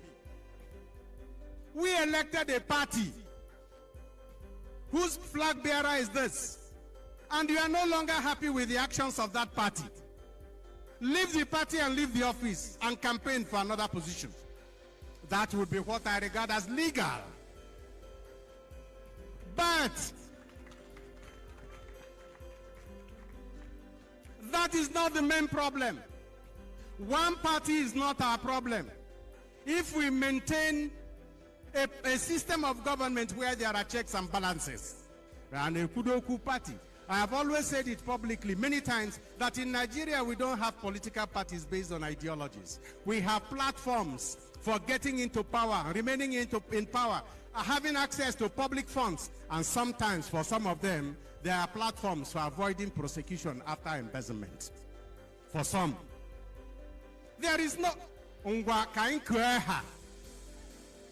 how many of the people in APC now did not flow from PDP and other parties? And how many people in ADC now did not flow from other parties? Moving like fluid and gas between tanks without return valve.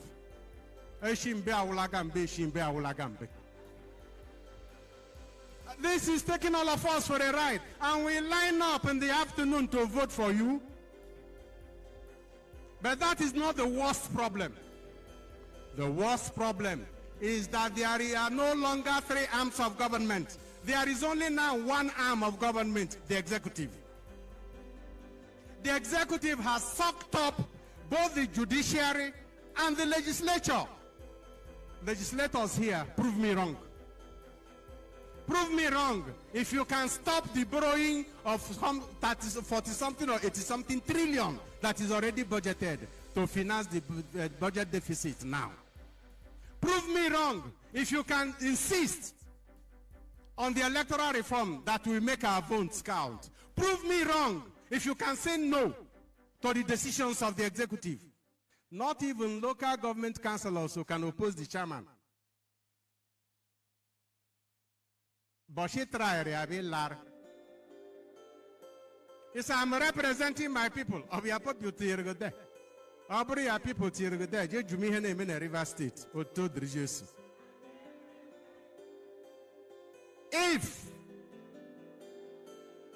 If the legislature, Abrumenke judiciary, Hagen Mekwekwe, the mantra of the executive, the judiciary, because you know, when a government in power so impoverishes the people that the only way to survive is to depend on the executive.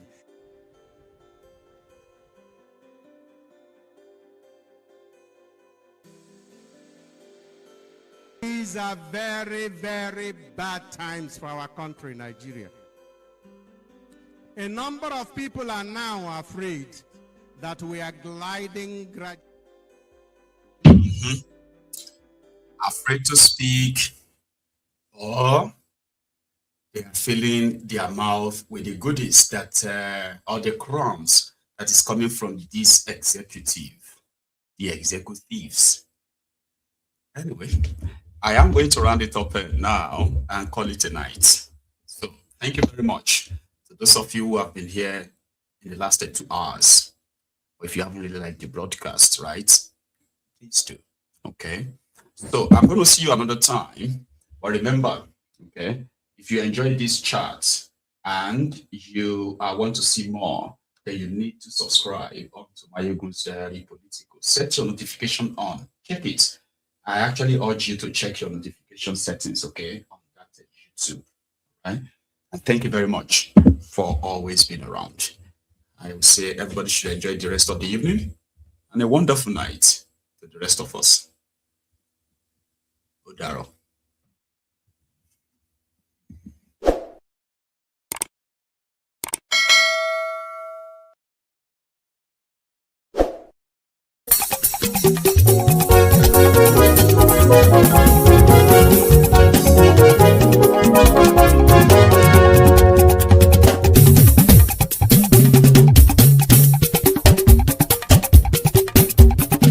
Maiyegun làwa mọ̀ làmọ̀ tó dòdòdò.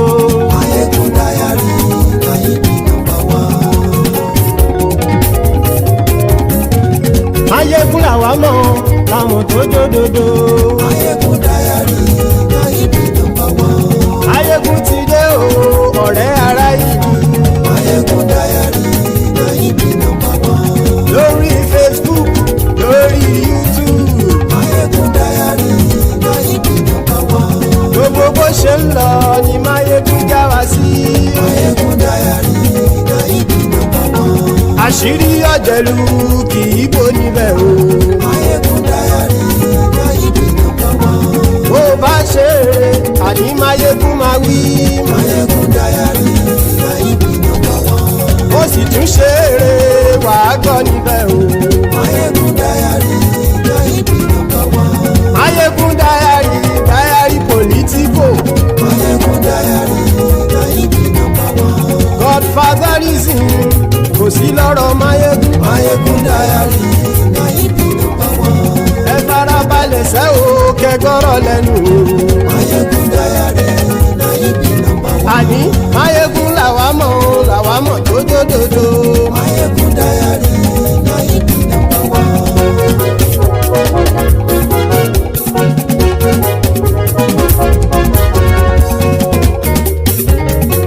Àní ẹ̀sùn ràkì. Maiyegun ti dé. Maiyegun ti dé. Ọ̀jẹ̀lú ẹ̀sùn ràkì. Maiyegun ti dé. Àní ẹ̀sùn ràkì. Maiyegun ti dé. Lórí Facebook. Maiyegun ti dé. Àní ẹ̀sùn ràkì. Maiyegun ti dé. Lórí YouTube. Maiyegun ti dé. Àní ẹ̀sùn ràkì. Maiyegun gbé wúrẹ́. Maiyegun máa wí. Àní ẹ̀sùn àjò. Maiyegun ti dé. Ijó ìgbádìyẹ. Maiyegun máa wí. Àní ẹ̀sùn àjò. Maiyegun ti dé. Bí pẹ̀sìdó bá rúfin o. Maiyegun máa wí. Àní ẹ̀sùn àjò. Maiyegun ti dé. Bí gómìnà kówó jẹ. Maiyegun máa wí. Àní ẹ̀sùn àjò. Maiyegun ti dé. Ọlọ́pàá tí ń darí bá. Maiyegun máa wí. Àní ẹ̀sùn àjò. Maiyegun ti dé. Aṣòfin tí ń rúfin o. Maiyegun máa wí. Àní ẹ̀sùn àjò. Maiyegun ti dé. Òkúra olóṣèlú. Maiyegun máa wí. Àní ẹ̀sùn àjò. Maiyegun ti dé. Ọ̀jẹ̀lú ẹ̀sùn ràgì. Maiyegun ti dé. Àní ẹ̀sùn ràgì. Maiyegun ti dé.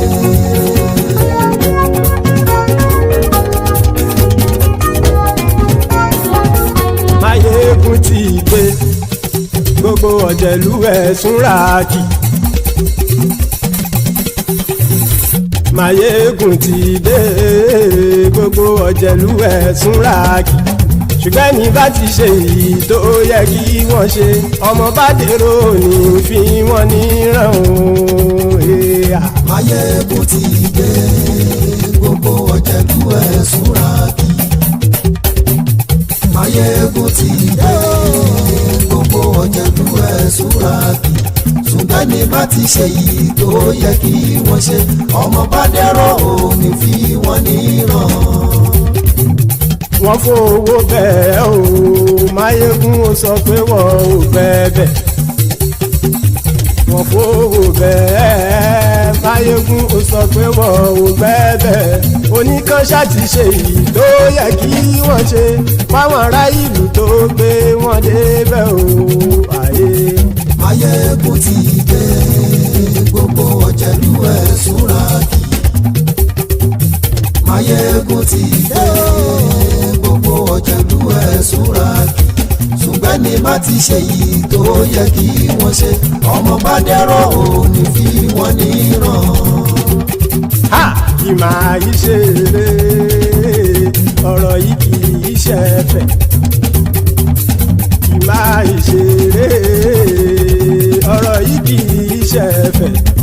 Ẹni bá ti lè lẹ́bọ̀ lẹ́rù o, ọmọ bá dèrò kàṣàyè tú wọn síta. Maiyegun ti dé. Gbogbo ọ̀jẹ̀lú ẹ̀sùn ràgì. Maiyegun ti dé. Gbogbo ọ̀jẹ̀lú ẹ̀sùn ràgì.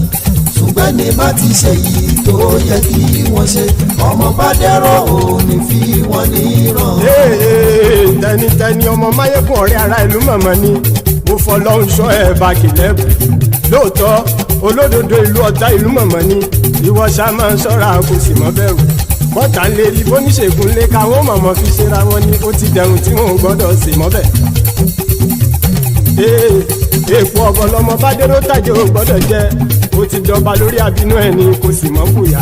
Àìsíwọ̀lú ní ẹnìkẹ́ ìgbódì ẹyin lábàrá o, ó kó ẹni tó bá dán o àkàmù. Maiyegun ti dé. Gbogbo ọ̀jẹ̀lú ẹ̀sùn ràgì. Maiyegun ti dé. Gbogbo ọ̀jẹ̀lú ẹ̀sùn ràgì o. Ẹni bá ti ṣe yìí tó yẹ kí wọ́n ṣe, ọmọ bá dèrò òní fi wọ́n níran o. Maiyegun ti dé. Gbogbo ọ̀jẹ̀lú ẹ̀sùn ràgì. Maiyegun ti dé. Gbogbo ọ̀jẹ̀lú ẹ̀sùn ràgì.